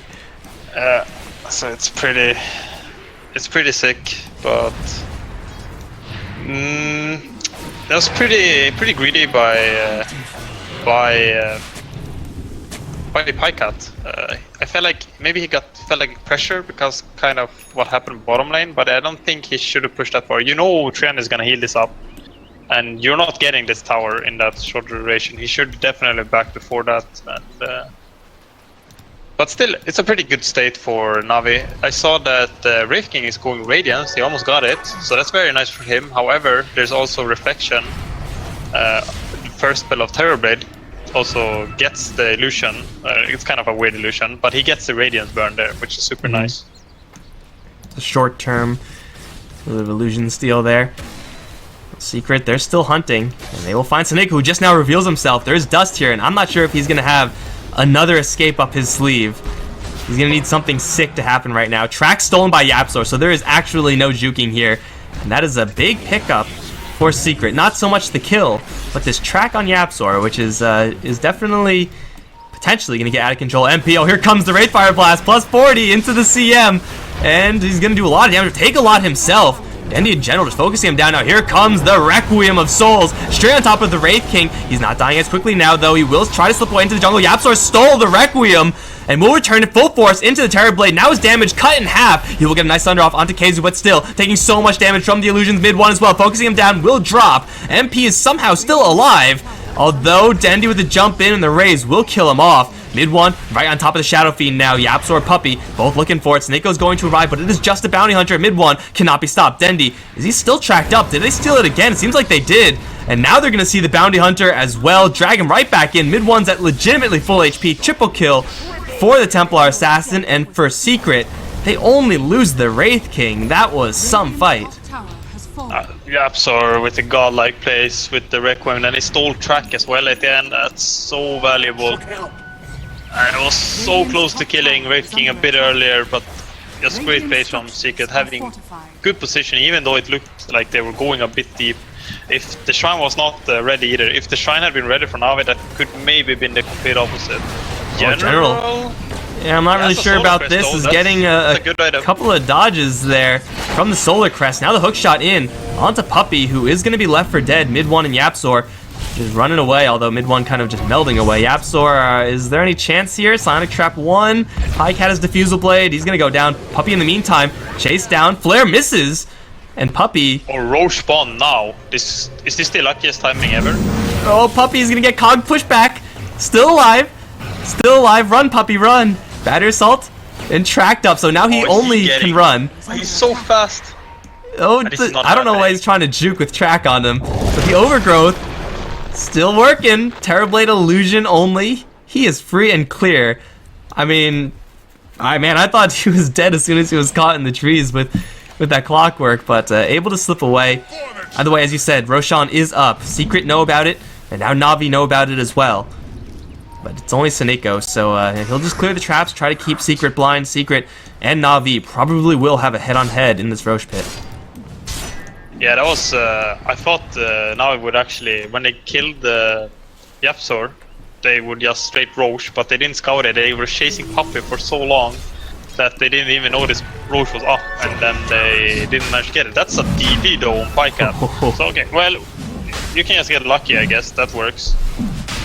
Well, to be fair, it seems like Secret were far enough away that even without a double damage rune, it probably still would have been a clean pick there for Navi. Hook shot in. Speaking of clean picks, Battery Assault stolen by Yapzor. Not really what you want. MP with the Blade Mail, just trying to make his retreat. Does have a level 3 reincarnation. So losing your first life as Wraith King, not a terribly huge deal here. Secret will take some damage, but return just as much in kind. Everyone should be able to back off, but either way, Navi still get away with that free Aegis. I think that's the second one. I don't see any cheese on any of these heroes. So yeah, second Roshan, it seems. Secret's definitely still with enough power in their heroes, especially if the Rubik has been playing as well as he has been, to take the fight even against Navi with Aegis, but this will buy Navi a lot of time, where Secret are just kind of unwilling to make that gamble. Yeah, you're gonna smoke up now. Yapzor picked up the Jules as well, so he can remove track and stuff like that. Maybe cancel a freezing field with some nice plays as well. They are going very deep against Team with an Aegis, and they have all ultimates on Navi as well, so seems a bit risky. I think maybe it's just like getting some wards down, getting some map control, so you can kind of farm. I'm assuming that's kind of get the position with the smoke, and then they're trying to siege. Radiant's middle tower. Navi are like, what are these guys doing? Are they actually pushing us when we have Aegis? Do they have something hidden up their sleeve? Secret don't really have anything that's like new. It's like, oh, we should go ahead for that push. They have a Radiance picked up on the Wraith King. It's very nice, but it's not a huge surge in power. It's like, oh, okay, it's time to go push. Radiance up against BKB on the Shadow Fiend. Terrorblade is gonna get hit with that mischance, which is gonna be unfortunate for him, but with his illusions, with the amount of right-click damage he's able to put out, it should still be a rather effective output of damage from that Terrorblade. Secret, they're playing this so confidently up against this double life of Terrorblade, potentially disrespecting him. But either way, keeping Navi bundled up in their base, even though Navi have that double life. Seems like a very risky play from Secret. Like if Navi fought there, like initiate with General, follow up with a bit, and then Pycat just split push, get almost Drax, and then you try and disengage as cleanly as possible from Navi. It seems like very risky, but they definitely gained a lot there. Actually, they got a lot of map control, got some wards down. That got countered by Gem, but at least they know all of that now. They got the tower as well, thanks to it. So it was pretty good move by Secret, even though it looked a bit risky from my perspective at least. They're farming well. Mid one actually top of the net worth now. Was behind Dendi for some time, but the fight on top lane, managed to make him peek over that. Now Secret, they're really itching for an engagement here. They have a haste rune on MP, and that is a good reason to fight if you can find somebody. Find a bounty rune, they'll shove up towards top lane, and Navi, they should be pretty happy to fight as well. Puppey is going to be that scout, but as you mentioned, there's a gem here on Secret, so any movement from the Treant Protector is not without risk.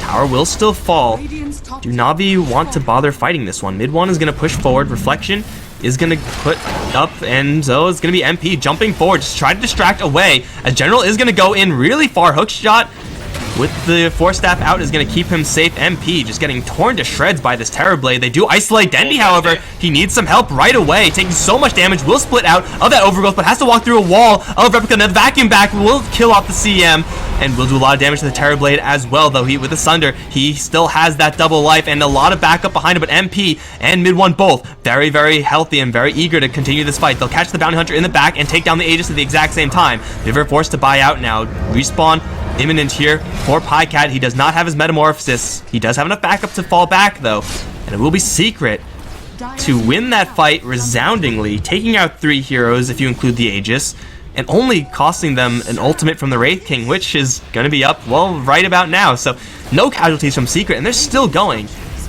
They are just disrespecting the Aegis, and it seems like it's working out pretty well for them. Mid one, and Force Staffed in, but is able to blink out before any damage can be applied to him through that shield.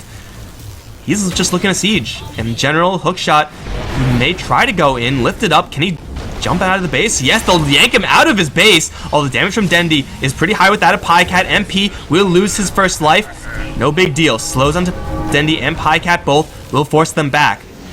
Secret are just relentless right now. It seems like they're just tired of playing this game. They just want it to end. Maybe they're sleepy. Maybe they want to go to bed. They're like, okay, guys, let's do it. MP and Mid One doing the job, although Mid One in the front lines dropping fairly low. Wraithfire Blast to disengage. Nova will further slow them down. Mechanism from Kezu and the Insight Aura to help back off that TA. They will get out scot-free after taking, I don't even know, that's like 4 or 5 kills. Tower still will survive, but man, Secret do so much damage there. Yeah, very good fight again from Secret. At least Navi for them, they didn't lose the tier 3, so Shrines are still gonna be up. But Secret are looking very strong. We see Darkseid didn't go a blink this game. He wanted the Force Staff to be able to deal with cogs more better. And Breaking is becoming so hard to deal with. And he's not even 25 yet. Like 25 on Breaking and TA is such a scary peak. And when they get those, I feel like it's gonna be even harder for Navi to do anything. I feel like Dendi is having so much trouble actually doing any damage in this fight, because he's like, he uses BKB to run away from people, and then he has the Manta from root, and then he walks through a wall, and then he's like already 30% HP after all of that, and he can turn and Requiem, but it's not really hitting anyone properly. General on bottom lane is gonna tip it out. There's an MKB though. Oof. Unlucky. Never lucky for the TA. But either way, survival is survival. Saneko still trying to be a little bit cute with this bounty hunter. So Rubik stole a free Sunder. You can definitely do interesting things with that. Oh yeah. Speaking of Sunder, Pycat may have to use it up towards top lane. Nice TP, bro. Gets cancelled by Puppey, and they'll just walk away. Kezu gonna drop a wall straight onto Pycat. That illusion's gonna do a hell of a lot of damage. Ion Shell now here as well. Pycat stunned by Wraithfire Blast. Where is his help? It is nowhere nearby. He definitely did not expect to be stalked by a Treant for that long, and they'll get a free pick on a very farmed hero. He will have buyback. Oh, they are cutting the waves very good now. So he might be safe from using buyback actually. I think it will be. Unless they try and force high ground against the backdoor, they might make it on mid lane. But it seems like they push fast enough actually. Mid one is doing a lot of damage with this Esso. Top lane's already pretty banged up, so they could push in mid, slide top, and then try to just force out a buyback. Or at worst, it seems like they can probably just guarantee themselves a tower. Looks like MP wants to take top, mid one wants to take mid, and they'll settle on top lane. So tower down already means that they've achieved quite a bit in that kill and the open shrines. And oh my god, the right click damage on this tower is insane. Yapzor trying to bait someone in, try to use that Sunder with the Yule Scepter. But it looks like that won't even be necessary, as Navi will concede their racks. and therefore will also concede all their Roche map control with this shrine being taken down. Yeah, they're gonna be able to kill the shrine as well. Or Navi, do they feel pressured? I think they need to contest their next Roche. It's spawning pretty soon, it's not the longest duration.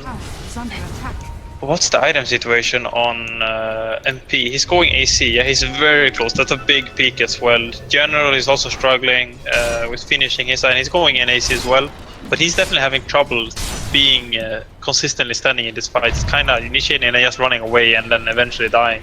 This might be a sick grab, because MP, it's not here. Yeah, he just teleported out. Mid one will blink out of there, but the wall does drop pretty well in favor of Secret. Still, the Requiem goes off from Dendy. They'll focus down Yapzor.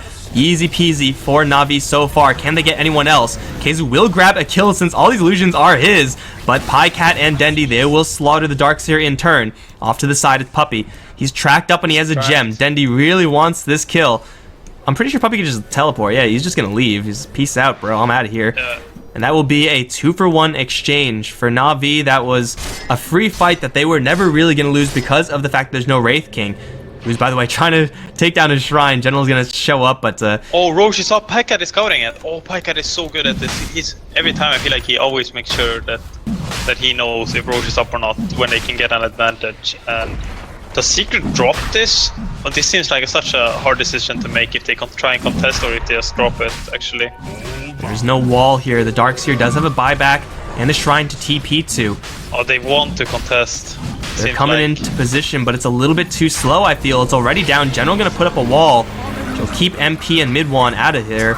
Can they do anything afterwards? Yapzor gonna jump in, lift up the Terror Blade. Puppy's gonna wander in as well, though he does not have his ultimate. They're just trying to focus on Saniko. They will isolate General off to the south and should be able to take down Saniko as well, as Yapzor once again stole track, so they don't need any detection here to deal with this bounty hunter. They will... Was that a spill shot again from the TA? I don't know, but either way, Saniko will fall. But still, Navi get away with this double life. Now, ordinarily, that's a pretty big deal. Double life on a Shadow Fiend or a Terror Blade is a lot of effective HP and a lot of extra damage. But Secret have shown that they don't care about that, so they're going to go ahead and push again. Yeah, Bounty is dead for surprisingly amount of time, actually. Does not have the buyback.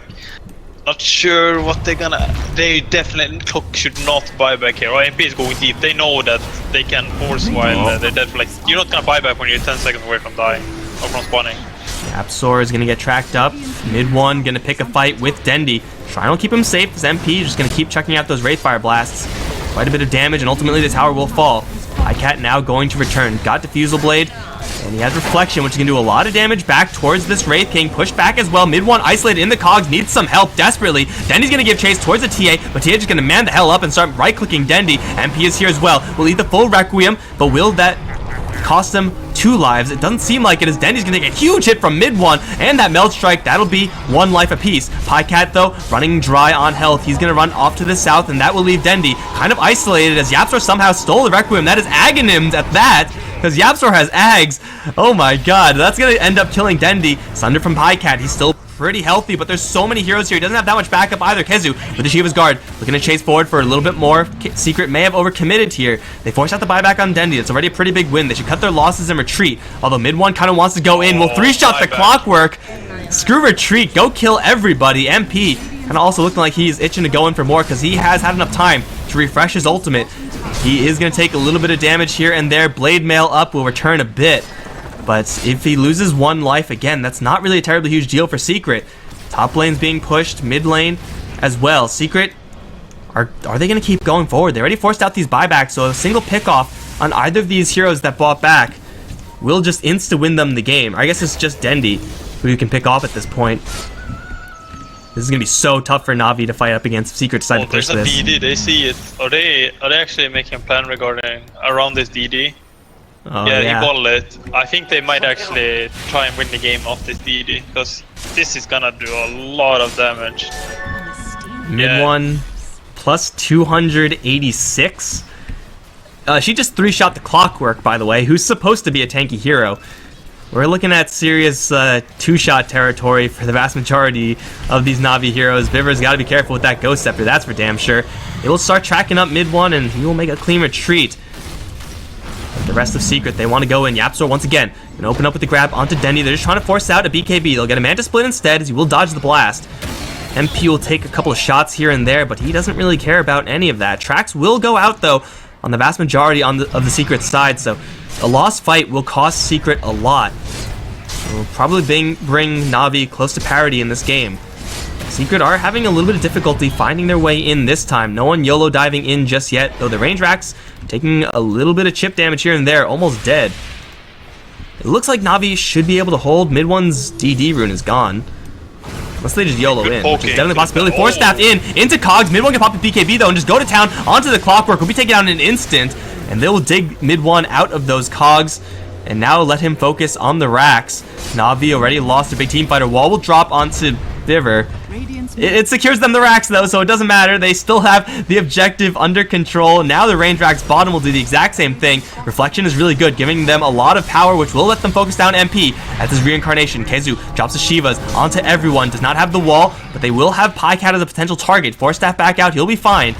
Oh, this is so tense for Navi. I don't know how they're going to make this defense though. It just seems like their bleeding objectives and bleeding kills in Secret are not losing any HP. Meta is up, so now they have a chance actually. General is spawning in 12. This is the last hope. And Secret are probably gonna push it. There's no wall though. That's the only thing they're lacking, which is a pretty big thing as well. 10 seconds left for a reincarnation on the Wraith King. You could tell that Yapzor just wants a short glimpse of someone to jump in on. He's been initiating for Secret every single time. Puppey is spotted up to the north. He does have a gem, but there's no vision on the high ground here for the Dire. Can't see anything inside. MP's once again gonna suicide dive in. Will get torn apart by Pycat. That's gonna be his first life. I don't know what he can do with the second one. Mid one will focus down the Clockwork. Force staff out, though Pycat will try to give chase. Vacuum back onto 3. Overgrowth. Puppey canceled it actually. Thinking twice about going for that play. It looked like it was gonna be pretty good. Sunder, double Sunder stolen actually, as Yapzor is gonna get MP back up to full HP. But in the end, it will be Puppey. Isolated up to the north, will drop, giving the gem back towards Navi, and Pycat will hold everyone else back.